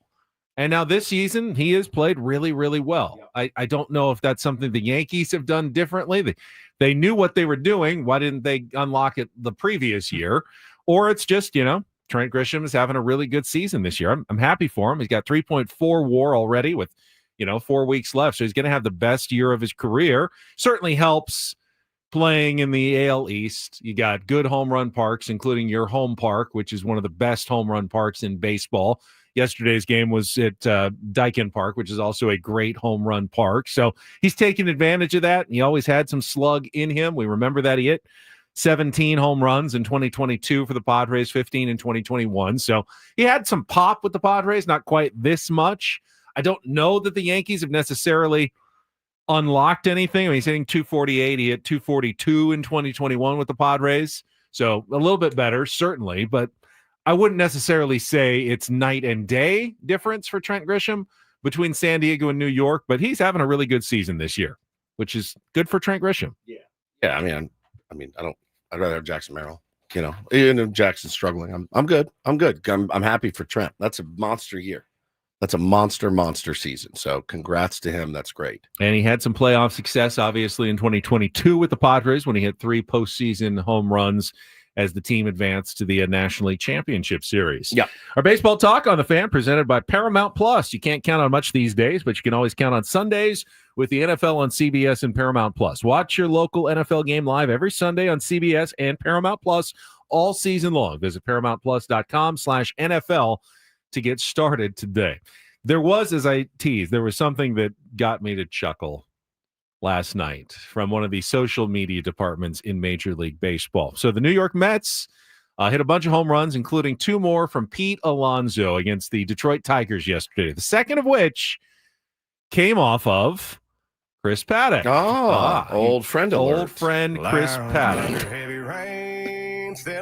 And this was a callback. This was a deep callback by the Mets social media department, who tweeted with the highlight of Pete Alonso hitting the home run off Chris Paddock. That's April 2019 National League Rookie of the Month, Pete Alonso, to you. Oh, my God. Does anyone remember 6 years ago? They were battling. The arguments between who should be the Rookie of the Month for April in 2019. I'm embarrassed to say that I took part in it. Very vociferously. Remember this? Yeah, of course. Wow. Of course I remember it. And Alonso won it, right? He did. He did. And we were then pretty mad that because Chris Paddock had a phenomenal month. start. Yeah. Paddock was pissed. His Paddock brother was pissed. His brother was Yeah. pissed. The whole family was pissed. We were pissed. Then they squared off against each other, and he K'd him up, I think, the first time. And I was like, oh, my God, this is – you looked at Pete Alonso versus Chris Paddock got to be one of the weirdest rivalries in sports history. That was 6 years ago. 6 years ago. Crap. Credit we to were whoever all on the in. Mets staff remembered that and brilliant. saved that in the drafts for 6 years to send that tweet out yesterday when Pete Alonso went deep off Chris Paddock. Incredible. How about the Rafi Devers situation last night? Did you guys see what went down You there? were showing me the video. I read the story about the ejections, the benches clearing brawl after he hit the home run off of Kyle Freeland of the Rockies. And what I read was, he took 13 seconds to get to first base, and Kyle Freeland was ticked off. But when you showed me the video, I kind of agreed with your take. Yeah, and I watched it at the game. I saw it pop up. Bench is clear, punches thrown, which is rare. It's usually just a bunch Chapman, Adamas ejected. Yep. It's usually, just pushing and shoving, but it's rare that you see the brawl break out before a hit, after hitters hit a home run, and he's not even at first base yet. But I think Rafi Devers kind of innocent in this one. He got a pitch, smoked it out, but it was skirting the line, fair and foul. So he kind of stood, did the lean, then he never puts his eyes on Kyle Freeland at all. He just throws the bat and starts running around the bases, and Freeland starts barking at him. So all of a sudden you see him turn and look, and he's like, what are you yelling at? So Freeland obviously bummed, giving up a big tank to Devers in the first. Now I was listening to Bob Scanlon, who, by the way, was a pitcher. And Scanlon on the drive home was like, they were talking about that situation. And he goes, I'm actually surprised that Kyle Freeland got that upset. He goes, he threw him 4 meatballs. He's actually lucky it didn't get hit out sooner. That's how bad these pitches were. And Scan, pitcher, goes, if you don't want to get taken bridge, throw a better pitch. And you didn't throw him any good pitches. And he hit one out. He's a really good hitter. He said, pitch better. Bob Scanlon, he goes, I didn't see anything from Devers that looked, he said he looked like he was trying to will it fair. And then he ran down the line. Kyle Freeland kind of opened this can of worms last night. But the people running out, Matt Chapman, man, that dude he looks so calm and mild-mannered. He's not. He came out and pushed Freeland, and Adamas came flying in. For a baseball tilt, it was pretty good. As Brandon says, most fight a Bob Melvin team has shown in 3 years. I couldn't agree more. And they're playing great. 10, yeah, they're as we playing said great. earlier, they're now tied with the Reds as the next team out in the wild card race right now behind the New York Mets. How about the AL wild card race? Does anyone want to win this one? We'll talk about that after a check of traffic on 97.3 The Fan.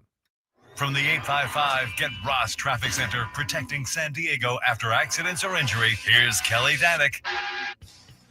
Traffic is sponsored by the kids of Caltrans. A couple things going on here. Northbound 15 before Carroll Canyon, stalled SUV in the center divide. Up ahead before Carmel Mountain Road, stalled motorcycle in the center divide.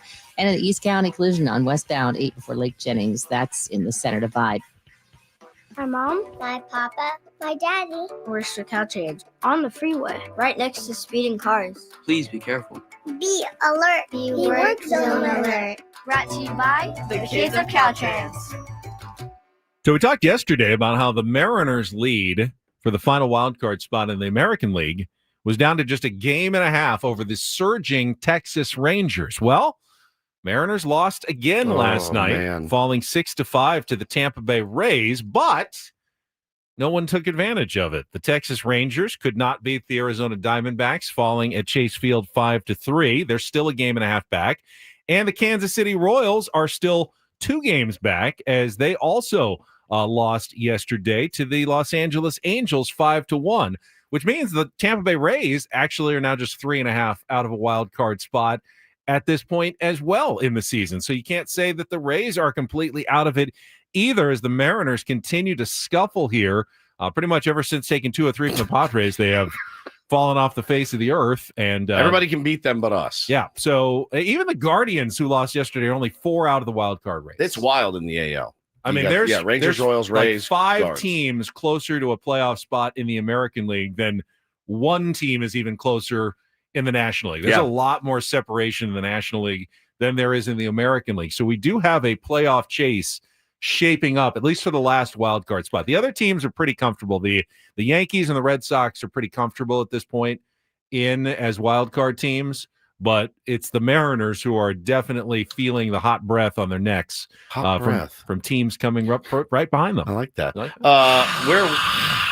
Where do we stand? We are the second wild card. Just 1 game up on the Mets now, though, who have found their offense in Detroit, of all places, this week. Just hitting tons of home runs in New York. Juan Soto hit another one yesterday as well. So, but again, 6 still up on both the Reds and the Giants, with 23 games to play. It's dicey, man. So dicey. So dicey. You only need to moderately staunch the bleeding to keep that from turning around. You gotta win one. It starts with I one. Think today you gotta win one today's today. an important game. We'll talk about it probably more in the second half of the show.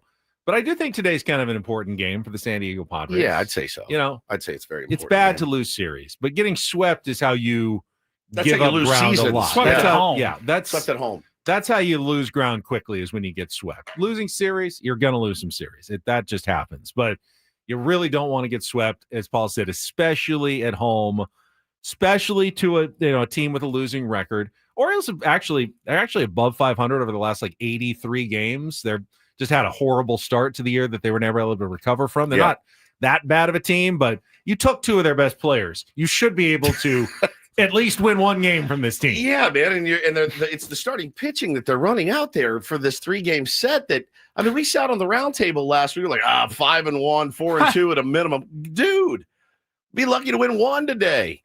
So yeah, I'd say it's a massively important game. All right, we're also expecting your new friend Aussie Tony at some point. As far as I know, see if he shows up. Don't go away. Second half of Ben and Woods coming up next here on 97.3 The Fan.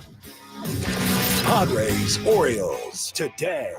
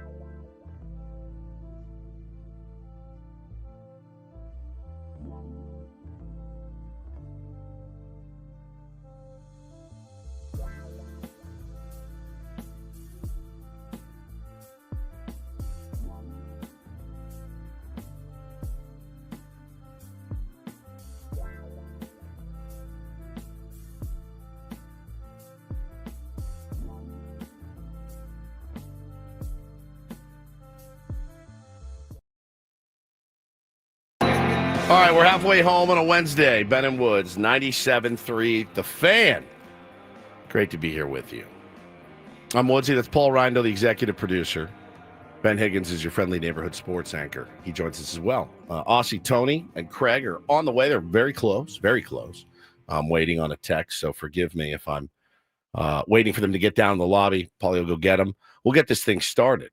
I did notice today is National Tailgating Day, and the reason I bring it up is we were talking about this last night, and that's not something they do in Australia. Did you know that? No tailgating. No tailgating. Feels like it's a party culture. Right. The tailgating would be something they would love doing in Australia. They love doing it, but they don't get to do it. They do it when they come to visit the United States. But they don't do it there. No. They don't, sit around with a cooler full of Fosters. No, they don't drink Fosters. That's Australian for they beer. They drink Budweiser, the import. Right? The Budweiser's an import. You don't drink Foster's over there. It's like Budweiser here. You know what I mean? Does anyone drink Foster's? I do. I like Foster's. Really? Oh, we used to crush those big oil cans of Foster's, 100%. So he's been to he went to a Giants game, like a NFL football Giants, and said the tailgating was the best part. I go, oh yeah, tailgating is part of American culture. He goes, we just don't have it down there.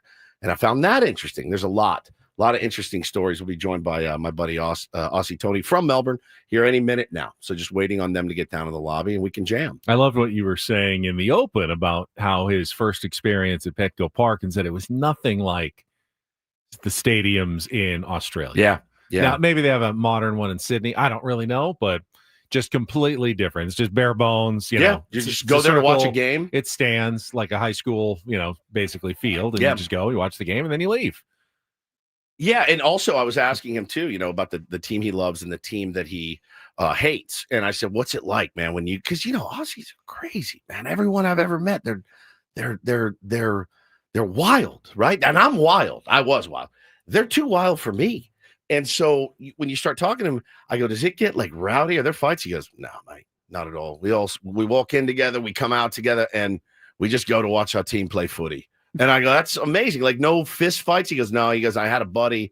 He had a buddy that went to a Yankees Red Sox game from Australia." The guy was like, "Dude, this was so far beyond anything I could comprehend." Are they just?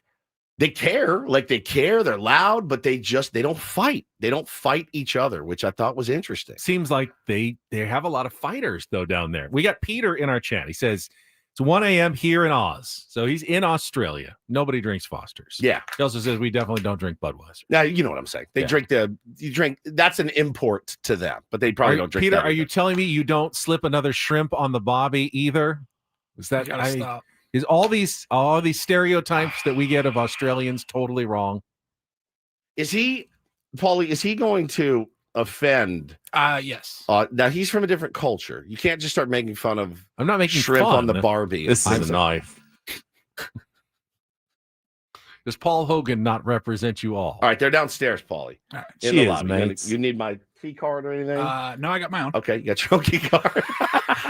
Used it every day for the last 6 years. Have you been wondering how you got into the building? How did you get here without your key card? How did I get here? Yeah, are you going to go on a walkabout, Ben?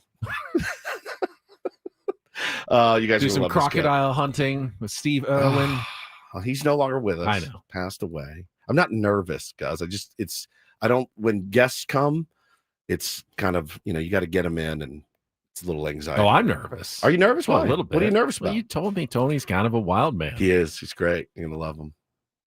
Dub says, "I really do have a bromance." Yeah, I could say that. You have a little bromance. He's a great dude. Really, really good dude. It's funny that just how randomly you met. It's the most random. Just walked up next to us. You guys mind if I hang out here? Nope. There by himself. And the fact that he's here, and we're at a Padres game last night, and going to go see Oasis. You're from again. San Diego, California. Yeah. He's from Melbourne, Australia. You met in Manchester, England. Yeah. Woods is glowing. Shut up, everyone. You'd embarrass me in front of my new friend. Like when your mom said, "Do you want to invite your new friend Yeah, over?" Sure. My ears are burning right now. What is happening to me? He's just a cool guy, and I think you guys will dig him. He's got great stories. Great stories. I'm looking forward to it for sure. He has some questions for you about baseball, which I thought would be interesting to explain. And I asked him too about, I go, "Hey, what's like the the number one guy get paid. Wait till you hear what Australian rules football players, the best of the best, wait till you hear what they make. I'm guessing it's a lot lower than we think, not a lot higher than we think. Correct. But like the highest of the high over there is poverty level for a big league player. Like if you're making that, they're like, hey man, you got to step your game up, So it is, it's an interesting culture shift. I can already hear the volume increasing from the lobby as Paulie is escorting our guests in. Yeah, Peter in our chat is from Australia. Is he friends with Aussie Tony? Like checking out his buddy's appearance? I don't know that everybody in Australia knows each other. It's, it's a fairly large country.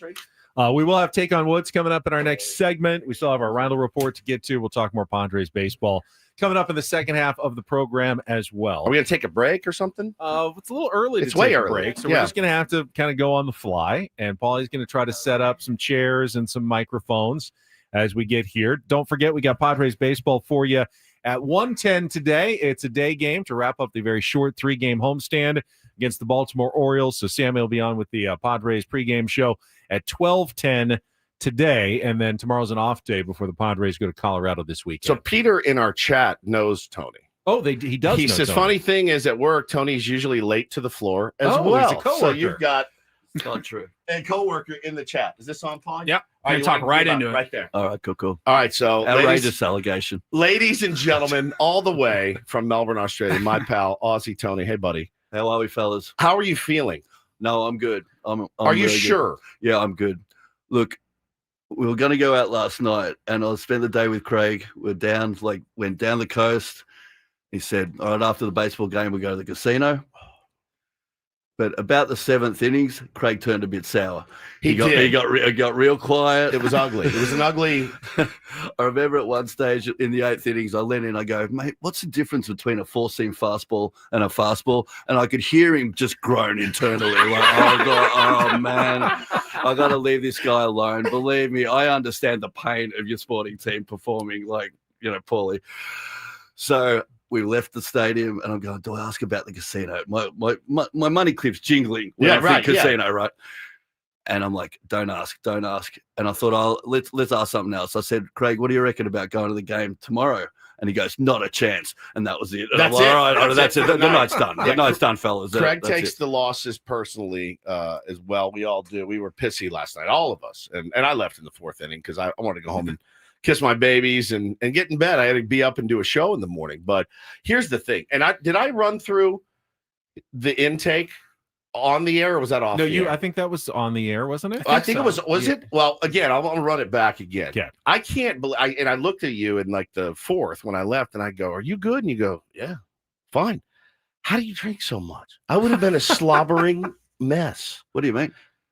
Woods is a lightweight. Woods is a bit of a lightweight. 5 margs, right? Four margs, like at least 5 beers. And I mean, I was like, you guys would They have tequila in Australia, right? That's not. Yes, Ben, It's we okay. are. We Okay, are just a making sure. first world country. It's not Thank new- you. It's like not a new invention Do for you guys here. have Okay, just electricity making sure. and running water? Yeah, no, it's all Okay. good. Yeah. Electricity. Yeah, it's all happening there. Vehicles, moving vehicles? No, we're going well. Do you have like a horse and cart, like dragging us to work? Like, what are we doing here? Do you have a wooden leg? That's what I'm trying to figure out. Where does the booze go? Because I'm watching it and I'm like, I can't believe he's going to go. I'm not judging. I'm like, he's going to get another beer.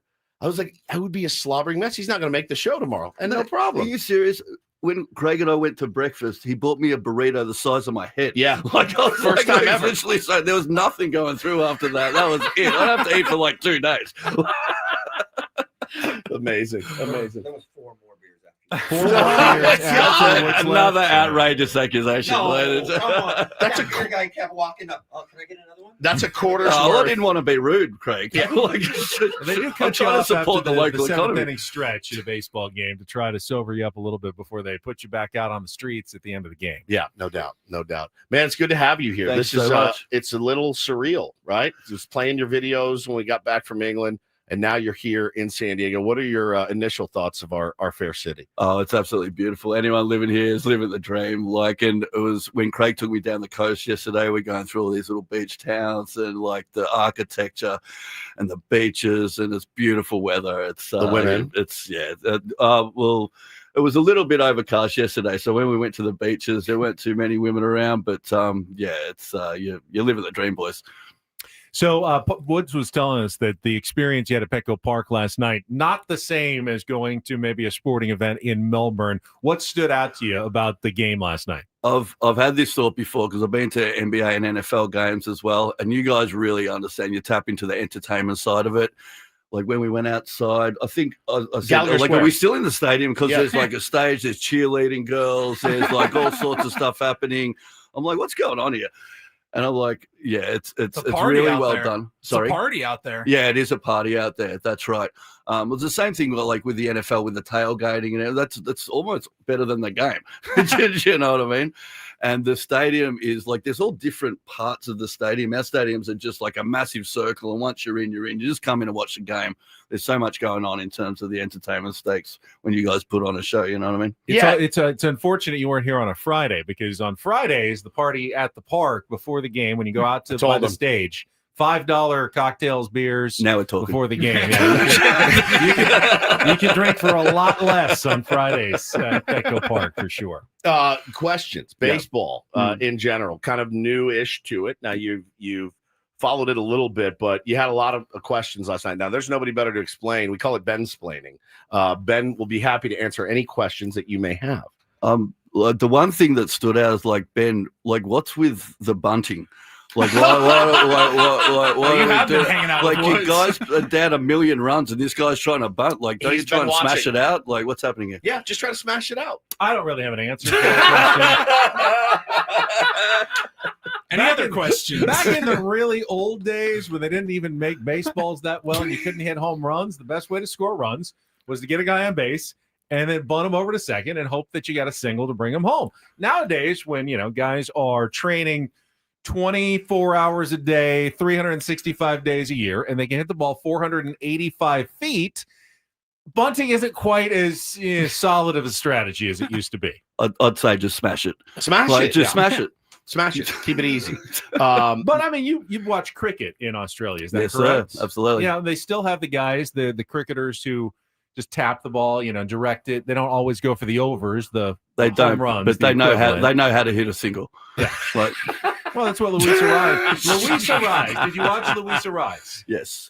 He would be, I think, a world-class cricketer if he focused on that sport. He has unbelievable ability to get the bat to the ball compared to everybody else in baseball. He strikes out less than anybody else in the game, knows how to make contact. Now, he doesn't hit it. Did hit a home run yesterday. Doesn't hit a lot of those. Usually just is able to poke it in whatever direction he wants. That's what cricket guys do. 100%. There's a lot of similarities between the games, that high hand-eye coordination. 100%. Now cricket? What's the popularity like in Australia? Well, cricket used to be absolute king. Yeah. It's still massive. Like on the Boxing Day Test, you get 100,000 people at the MCG. It's massive, but it is waning a little bit. The game has changed. Why? Because of the game changing? Maybe it's like I'm not exactly sure, but I think from my perspective, like AFL's always king in Australia. Yep. And just cricket's changed over time. It's a slow game. Well, that's happened here as well. Baseball used to be more popular but then everyone wants excitement and entertainment now. And so people watch more football now than they used to, and less baseball. Ben, we're talking about the TikTok era. Our test matches can go for 5 days. That's 5 days, one match. 5 days. Like you get a kid these days, they can't pay attention for 5 minutes. Like, what are we doing? Do you go like every day? If you're like a cricket get a fan ticket and you go to a test match, do you go every single day? You go, I'll go day 1 and day 4, but I'm not going to go all the time. Maybe the tragics do that, but like generally you'd pick a day. You pick a day. And go Okay. that. How long is the day? Like 8 hours. 8 hours for 5 days. Could you imagine covering that sport? And that's one game. That's one game. And it's a slow game. So what they've done now, they reduced it to, there was 1 day international, so there's a 1 day game, that's 50 overs. They've reduced that further now to another form of it, which is 20 overs a side. So that lasts about the length of a football game. Okay. So you get done with that for 3 hours. That's pretty popular now. Yeah. And it's smash and bash, and there's a lot more. There's no singles. Everyone's just trying to smash it out. Yeah. No bunts. It's really entertaining. But yeah, test match cricket, that is the pure form of the game. it is waning a little bit in terms of the crowds and Yeah. whatnot. But once again, when we play like England for the Ashes, the Boxing Day test is still massive. You know when So- Boxing Day is? It's Woods? Christmas. Day after Christmas. Day after the Christmas. day Yeah. after, the Christmas. day The after, Christmas yeah. season. Don't Yeah. test me on this stuff. Ask him questions. Just checking. All right, let's take a break. We'll Yeah. come back. I want to talk more about sport, and I want to talk more about you and being here and how cool that is. Aussie Tony's in studio. We will also play a little Take on Woods when we come back. If you'd like to get online and be our contestant, we have a caller everyday challenges Woods musical trivia. Tony, and it's not all about Oasis. It's about anything. shame. And you got a chance to win some concert tickets coming up next. So if you want to call in now, 833-288-0973, 833-288-0973. We'll play our game and come back next with Bennett Woods on San Diego's #1 sports station, 97.3 The Fan. First, though, I'll have to admit to Tony and Craig, I didn't always look this svelte. A couple of years ago, I was packing on the pounds, was not feeling very healthy, and I was introduced to sdfatloss.com. It's a weight loss program in which you can lose weight fast and sustainably. I lost 40 pounds in 60 days, and you don't have to take any of those injections, no side effects. You don't even have to exercise, and you're just eating real foods, stuff from the grocery store like chicken and steak and vegetables. And I did. I lost up to a pound of fat per day, 10 to 20% of my body weight in just 60 days. If you want to find out the secret of how it can work for you, and it has worked for my colleagues, for our listeners, the tier ones out there have lost thousands of pounds. You could be next. Just get your free consultation by signing up at sdfatloss.com. And right now, when you mention my name, Ben from 97.3 The Fan, get $200 off the program. Your counselor, your coach will guide you through the steps. Make sure you stay on track, not only to take the weight off, but to keep the weight off sustainably. Again, set up your free consultation. Go to sdfatloss.com. That's sdfatloss.com. Results may vary.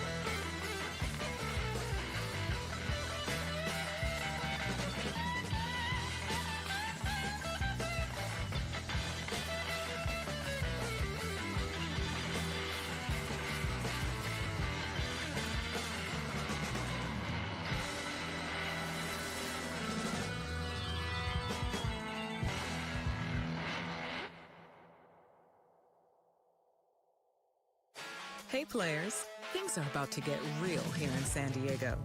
Introducing the all-new Hamul Casino Resort. With a 200-room hotel tower, exciting new eats and drinks, plenty of new places to play, and a luxe spa and salon. Hello, rooftop pool and deck. It's where players can play their hearts out and enjoy all the perks that come with it. It gets real this summer at the all-new Hamul Casino Resort, the players' place.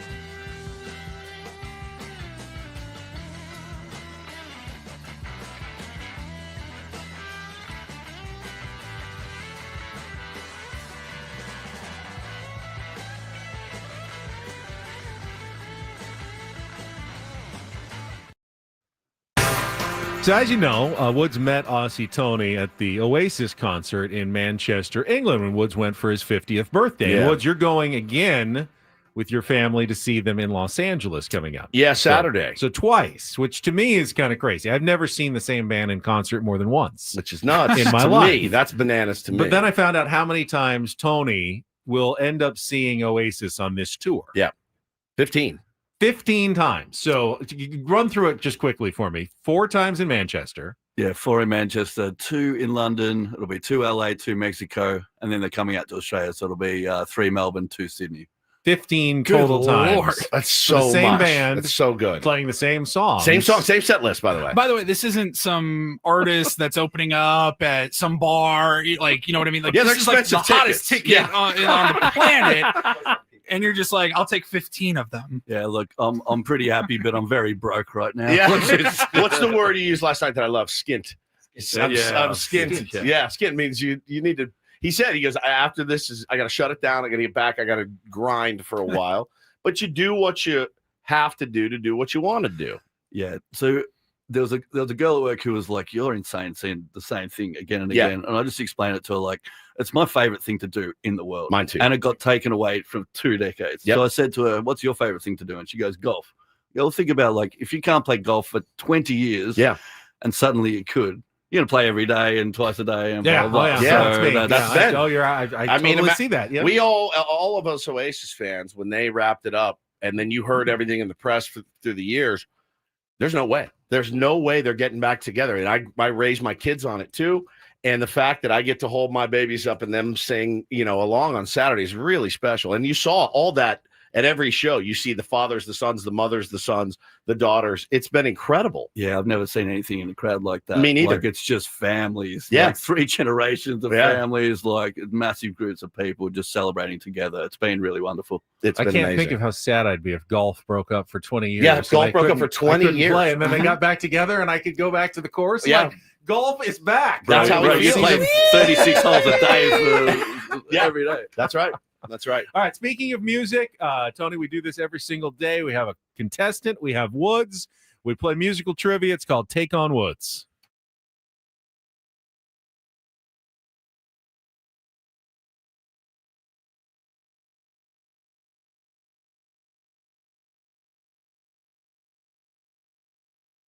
Take on Woods brought to you by Bay Alarm, security and fire alarms for every business. We got you, and let's go with line 3. Is this Steven? Yes, it is. All right. How about a Steven versus Steven matchup today and Take on Woods? How you doing this morning? I'm doing well, thanks. How about yourself? And welcome, Aussie Tony. Aussie Tony, say Thank hi you to very much. Steven. He's Hi, listening in. Steven. All right, so this week's prize, if you can beat or tie Woods, we got 2 tickets to the Head and the Heart at Gallagher Square, which Tony was at yesterday on September 29th. They do concerts when the Padres aren't in town out there. Tickets are on sale now at Ticketmaster.com. Steven, to give you the advantage, I will give you your choice of the 3 categories. Woods, he stays in the dark. He doesn't get the category. So here are your choices. We've got cherry picking. That's all 2-second songs, Steven, with the word cherry in the title. We've got You've Got the Apart, which are 5-song titles with either part or apart in the title. And our new category, also 2-second songs, is called Out in the Cold, 5-song titles with cold in the title. So, Steven, cherry picking, You've Got the Apart or Out in the Cold? What would you like to play? Let's go with Out in the Cold. Out in the Cold, the new category. All right, Paulie put this one together for us last night. You'll have 60 seconds to identify as many of the 5 songs as possible. Remember, you need to give me the song title and the artist to score the point. You'll go first. Woods will go second. If you beat or tie him, we'll hook you up with the concert tickets. And, Tony, they only get like a short snippet, like 2 seconds of each song to try to identify it. So, all right, let's put 60 seconds on the clock. Paulie, time begins when he plays the music. Again, the category is Out in the Cold. Good luck, Steven. Let's take on Woods. You're as cold as ice, foreigner. Correct. Song number 2.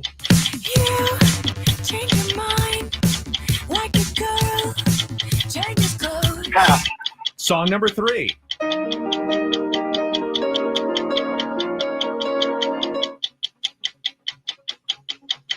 Oh, God. Pass. All right, song number 4.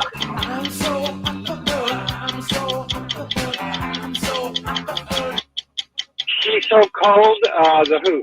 Oh, the Rolling Stones. Song number 5. Oh.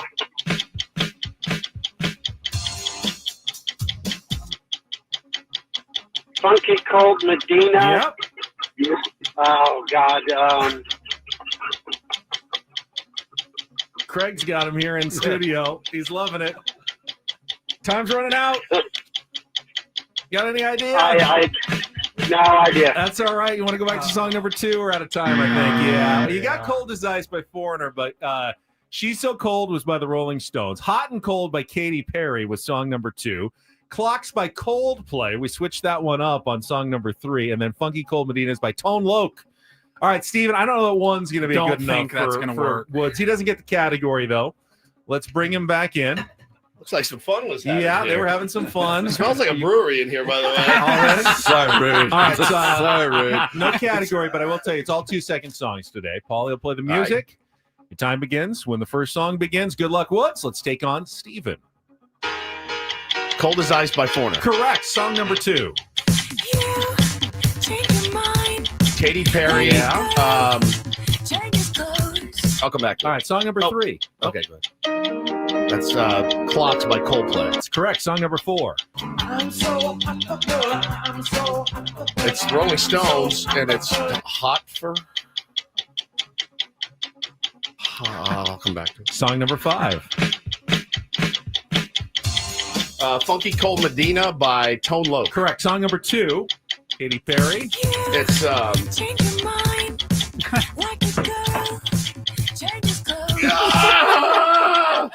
one of the biggest pop songs in the last 20 years. I love the song. What's the name of it? Song number 4. Hot and Cold. Yes, song number 4. It's the Stones, and it's what's the name of the song? Hot for Her? No, and She's so cold. She's so cold. It's all cold. Cold as ice, hot and cold, cold play. I thought it was She's so temperatures. cold and funky cold Medina. But you did win 4-1. I Okay, believe, good. over Good, Steven. good. So, How'd you do? Did you help out? No. Craig was good though. He was screaming every answer. Was he screaming the off answer? camera. No, He didn't say the answer. whispering. He was making no noise, and yet I could still hear him over there. So. That's great. Don't look. Very subtle, Krager. No, I was just thinking, when are they going to play one of the good ones? I can't wait. I can't wait. All right, we'll have more with Aussie Tony in studio. We got a Rhino report on the way as well, and we'll talk some Padres baseball all ahead on San Diego's #1 sports station, 97.3 The Fan. Quickly, gang, if you're trapped in a high-rate mortgage watching your hard-earned money vanish every month, stop right now at Loan Pronto. They're delivering the lowest mortgage rates in 3 years. With their rate reduction home loan program, their streamlined, low-cost way to slash your house payments by hundreds of dollars a month. Lock in a fixed rate as low as 4.99% APR. Close in as little as 2 weeks. No appraisal needed in most cases. Here's the kicker. You could even skip your next 2 house payments entirely. So don't wait. Rates this low won't last. Call Loan Pronto now for your free, no obligation quote. Loan Pronto, incredible. Lower payments, more money in your pocket, and a fresh start with a better mortgage. Call 619-207-4336 or visit loanpronto.com to lock in your new low rate and skip those next 2 payments. Don't let high rates hold you back. Call 619-207-4336 or go to loanpronto.com right now. Equal housing lender, NMLS 1661781. Subject to lender approval, NMLSconsumeraccess.org.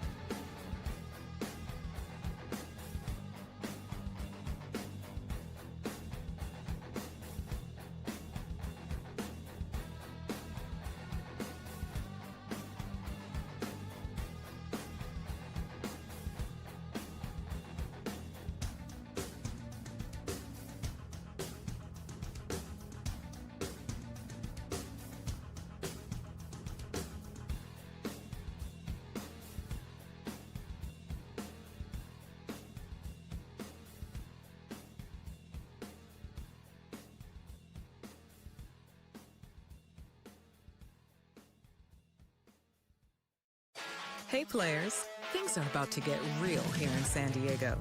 Introducing the all-new Hamul Casino Resort. With a 200-room hotel tower, exciting new eats and drinks, plenty of new places to play, and a luxe spa and salon. Hello, rooftop pool and deck. It's where players can play their hearts out and enjoy all the perks that come with it. It gets real this summer at the all-new Hamul Casino Resort, the players' place.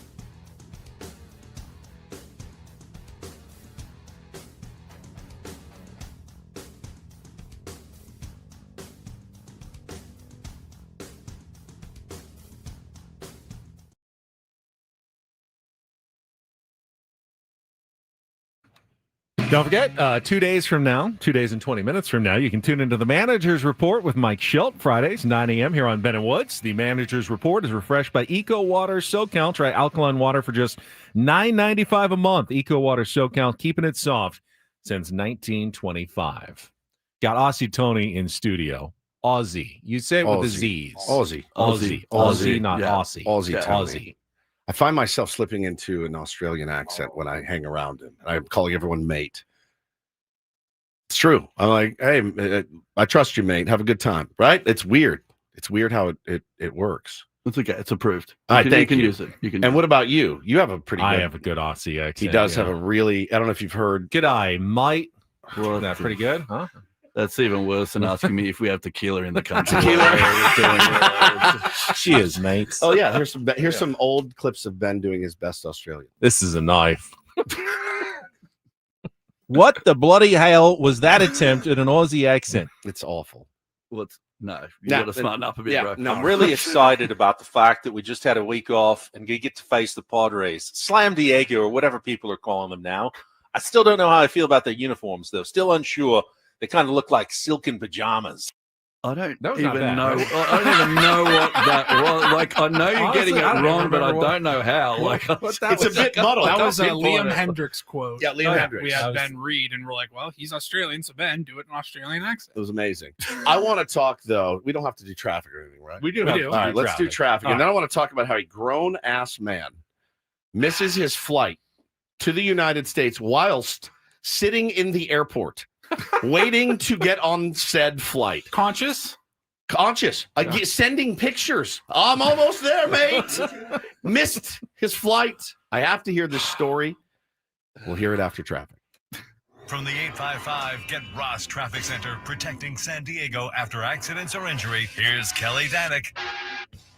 This game day traffic report is brought to you by Crystal Geyser, Alpine Spring Water. Got a few problems here, guys. One of them is this accident involving a car and a motorcycle northbound 5 before E Street. They're in the center divide. Tow truck rolling up to assist with that. Also, northbound 805 past Home Avenue. Stalled vehicle in middle lanes. We also have reports of a collision on eastbound 905 just before La Media. Motorcycle involved in this one appears to be blocking the slow lane. Westbound 8, accident clearing before Lake Jennings. It's in the center divide. Another crash, West 8, just before College. Couple vehicles involved there over the right shoulder. What makes Crystal Geyser Alpine Spring Water different? They always bottle their Alpine Spring Water less than 1.5 miles from the spring source. And all of their bottles are made with 50% recycled plastic from their own recycling plants. Crystal Geyser, bottled at the spring source. I'm Kelly Danick with Ben and Woods, San Diego's #1 sports station, 97.3 The Fan. I mean, I can see anybody missing a flight, oversleeping, traffic, unexpected circumstances, road closures. I mean, things happen. People miss flights. It's just undeniable. But an international flight, while you're in the airport, sending your buddy selfies going, I'm here. I'm ready to go. We almost missed a flight. We were flying to Italy, and we got there. This was shortly after 9/11. We got there 3 hours before the flight. Right.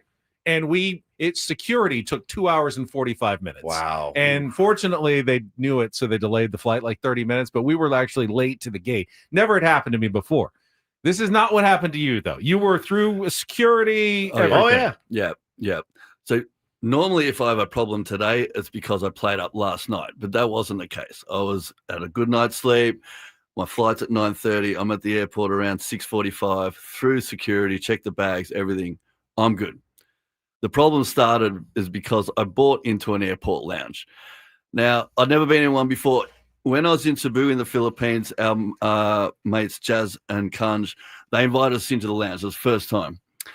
So I'm like, I got to get on this. This is pretty cool. All right, so buy in, get in there, have brekkie, have coffee, have orange juice. But then they've got these beer fridges, backlit, glass doors. And I'm looking at those fridges. It was like the briefcase from Travolta opened in Pulp Fiction, man. Like those lights are shining. So, and also, it sounds semi-degenerate. It's like 7:30 in the morning in Australia. Right. But I'm trying to get on American time. This is how I'm justifying my behavior. Makes sense. Long flights. Yeah. It's 5 o'clock. So, you know the expression, 5 o'clock somewhere? We've got a whole country song about it. It's 5 o'clock somewhere. Yeah, exactly right. So, I get to work. Knock the top off a couple, and I'm looking at the board.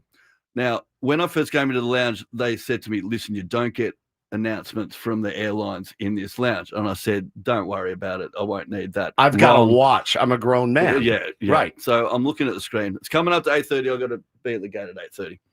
Then it goes to 8:45. So it's 15 minutes delayed. Most people, they have a delayed flight. They're thinking, oh, this sucks. I'm like, this is good. Like this is an opportunity to get a bit more value out of this lounge. Right. And I got my value. Don't worry. The next thing I don't know what happened, but the next thing I look at my clock, it's 9:02. So I've lost a bit of time there. I was watching Mr. In Between on my phone. Best show ever. And there's 4 minutes left on this episode. I'm like, listen, I've got time. Get out there about 9:08. I'm hitting down, probably cutting it pretty close, but yeah, should be okay. I get to the gate, boarding pass over, and the lady, this is when the problem started. She goes, yeah, this isn't your flight. And I go, this is Los Angeles. She goes, yeah, but you're on United. That's like down. That's another gate. That's a whole nother gate. Then I really knew it was a problem when she looks again at my boarding pass and goes, and they've been announcing your name for a while. I'm like, oh, man. I double time it down to where I'm supposed to be. The doors are closed behind the people. That's not a good sign. No. Then before I even get to the people, Mr. Gauchi, they knew my name. So if you got hundreds of people going through and they shouldn't know me, they know my name already. I know I'm in strife right now. And they go, we've taken your bags off. You're probably going to miss a flight. I'm like, oh. And I'm like, listen, can you whip the bags back on? Get the guy to do a U-turn. Let's go. We'll make a call. Lady just goes, you've missed your flight. So that's it. So you're sitting there and you're like, oh, man, I'm 48 years old. I can't even adult properly. What's going on? Like in the last 7 minutes, my day's gone from awesome to awful. And the pain had just started. I had to do the walk of shame back through the terminal to get my bag. I'm escorted. Everyone's walking in the one direction. I know they're all eyeballing me going, what's this clown done? It was like a scene from Midnight Express when you're going against the flow. Grab my bags. I'm like, okay. I had a quick look. I'm like, there's flight tomorrow. I can get a flight tomorrow. It's not the complete disaster. Let me just grab my bag, grab a cab. I get back home, go to pay for the cab, and I'm tapping on the screen. My card's not working. And I'm like, how's this day? How am I running at the moment? And the cabbie, I go, I don't know why my card's not working, bro. And the cabbie looks back to me and goes, mate, your card's not working because that's not your credit card. That's your Mikey card. So, what's a Mikey card? That's a travel card, man. You can't pay for stuff with that. And so it was in that moment when I sort of realized why this problem had arisen. So I'm like, all right, let's let me get my credit card and pay for this. Now I have to face my dad. Now my dad's 90 years old. He is the great man. He's the kindest, best bloke ever. But he's a smart ass, especially to me. Sure. So I know I'm going to have to explain myself. You walk in with your bags in hand. Yeah, exactly right. So I'm like, all right, I don't want to lie to my dad, but I also don't want to really go through the shame of it. So I think, all right, just keep it vague. So I knock on the door. He goes, who is it? I go, it's Anthony. He calls me Anthony. And he goes, Anthony who? I'm like, your only son? The only son that lives with you? He goes, all right. Opens the door. He goes, geez, has it been 3 weeks already? I go, it hasn't been 3 weeks already. It's been 3 hours. What are we doing here? I love it. Can you let me in? He goes, all right, well, I'll let you in, but just to let you know, you're going to have to sleep on the couch tonight. I've rented out your room for 3 weeks. I'm like, no, you haven't rented out my room. Just open up the door. He's about to let me in, and he turns back, and he just says to me, so what happened? And I go, there was a problem with the flight. Oh, keeping it vague. Yeah, keep it vague. And he raises an eyebrow slightly, gives a half shake of the head and goes, oh, yeah, problem with the flight. Walks off giggling to himself. Course. So at this point, I know that he knows and he knows that I know. Right. So, yeah. All right. So I booked the flight for the next day. It's all good. It's going to cost me a bit of dough, but it's not too bad. Then we go into day 2 of the train shame. Like it got worse, man. I book United again. Exactly the same place, checking the bags in. I'm walking up and I see the lady that checked me in yesterday. Now I had a good conversation with her. I know she's going to remember me. I'm like, just give me one of the other people. Like it's a 6-to-1 shot to get this lady. Right. Of course, it Right to opens up straight there. She looks up and she goes, oh, it's you. I'm like, oh, man. And then she leans in slightly and with just a hint of sarcasm says, welcome back, sir.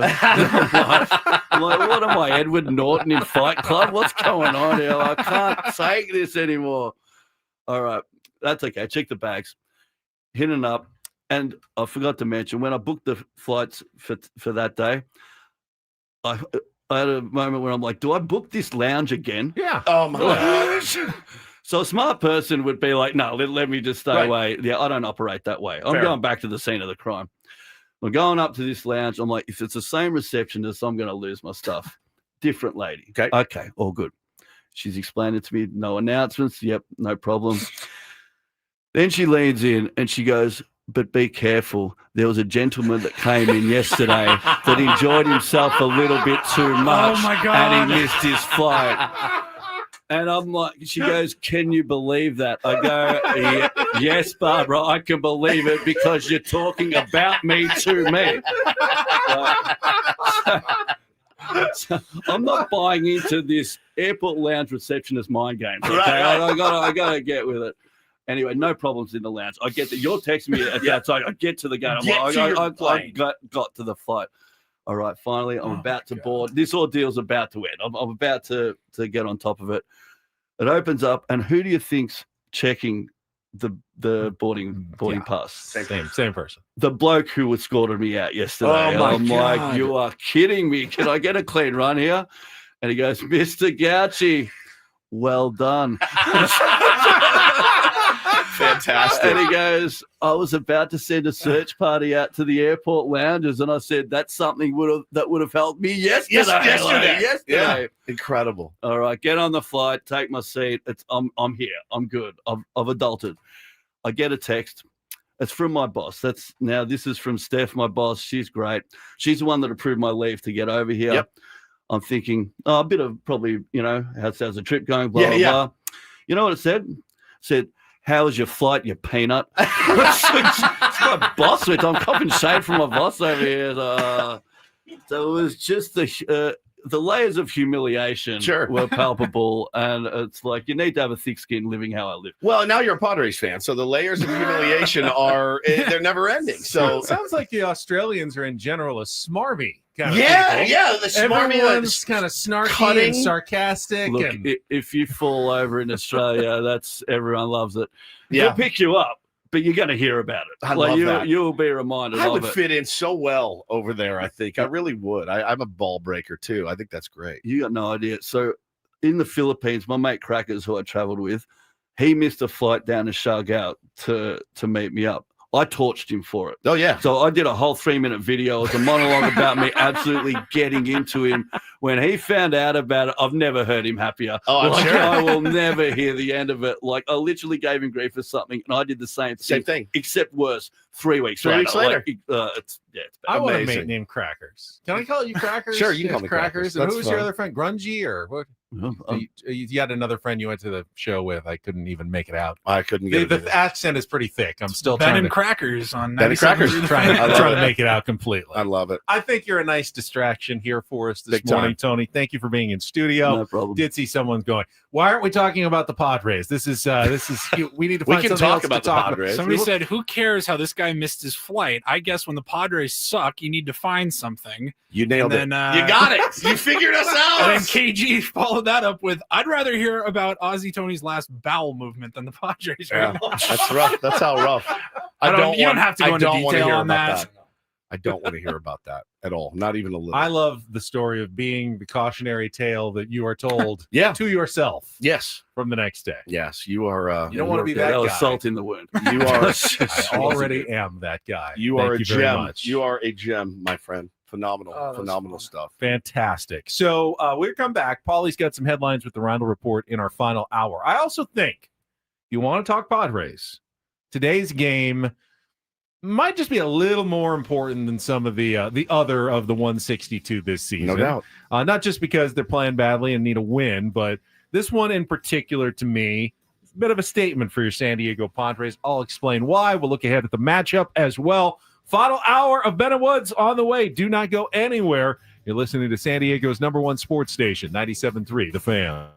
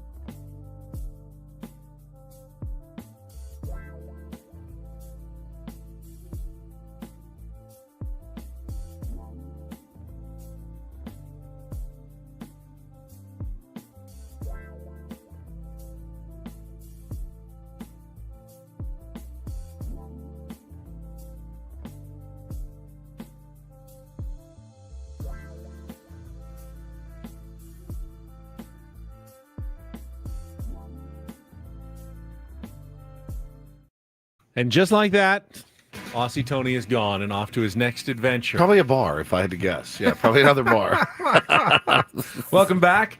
Final hour of Bennett Woods. We were graced with the presence of Aussie Tony in studio for the last hour. Yeah. Now what are we going to do? I don't know. Probably forced to talk a little Padres Just replay baseball. the 8 o'clock hour. Replay the 8 o'clock hour. I can delay it as long as possible. Got an email here from our friend Scott Yaffe, who announced officially tomorrow 8 aspiring San Diego Seals PA announcers. The finalists will take part in final auditions tomorrow at Pechanga Arena. And you are going to be one of the judges that Am I mentioned in determines there? who you are mentioned. You are mentioned in the release here. I feel good. Yeah, a couple of times actually that they're trying to fill the big shoes. Longtime announcer Stephen Woods announced in April that he would be laying down the mic at the conclusion of the 2024-2025 season. Something about continuing the legacy that was created by Woods here. Wow. And they're going to determine out of the final 8 who gets your job Crazy. tomorrow at Pechanga Arena. Yeah, I was emailing with Mike Grace, and he kind of gave me the run of show and what it's going to look like. I'm looking forward to it because I was humiliated at my audition, and I'm looking forward to these people being humiliated as well. It was me and one other guy. Do you know what sort of paces they're going to be put through? Will they all be reading from the same script? Is there going to be some impromptu? You got to improv a little bit. Yeah, and I did see, and I don't want to spoil anything, Right. but if any of them are listening, there will be some curveballs. And curveballs are not easy to hit, and they're not from me. These are wrinkle. The A little wrinkle. Throw a little Yeah. wrinkle at you. See how you do, because there's a lot of What do wrinkles. they call it in Survivor? The twist. I don't know. The big twist in the game. So they're going to put you through the paces. I'm excited to be a part of it. I'm honored to be a part of it, and I was honored to be a part of that organization since its inception. But the time, like I said, has come for me to pass the torch. Now let me ask: after they, you and they select your successor, I don't want to say replacement, but my successor, yeah. Are you going to be that person who is a full-on supportive mentor, Yes. or are you going to be the guy that goes, he or she just can't do it the way I did? No, I will absolutely be supportive. That's how I am as a person, and I will absolutely cheer for them. And I will tell Gracie, and now I would say it, if there's an issue ever and the person can't. I missed one game in the whole time. I missed one game, and it was the last season. We had a trip planned in advance, a family trip to Vegas when we went to see the Eagles and Deftones, and we had a great time. But I had that trip planned, and if there's an emergency, first out of the pen if you need me. Come in and fill in again. Oh, dude, I'm not washing my hands. They can make a big deal out of it, like, hey, Woods returns one night only sort of deal. I'm not washing my hands at all. I will always root for that team and those people and those players, and so whoever gets the gig will be well deserving, and I'll be there to help them along the way if they have any questions at all. All right, a lot of Padres. I like being a mentor. Okay, I like mentoring. That's a good thing to people. be. Yeah, as a mentor. You've been my mentor here Get on out of radio, here. and I've been Never. yours Yes, as that's well. fair. We've been Each co-mentors.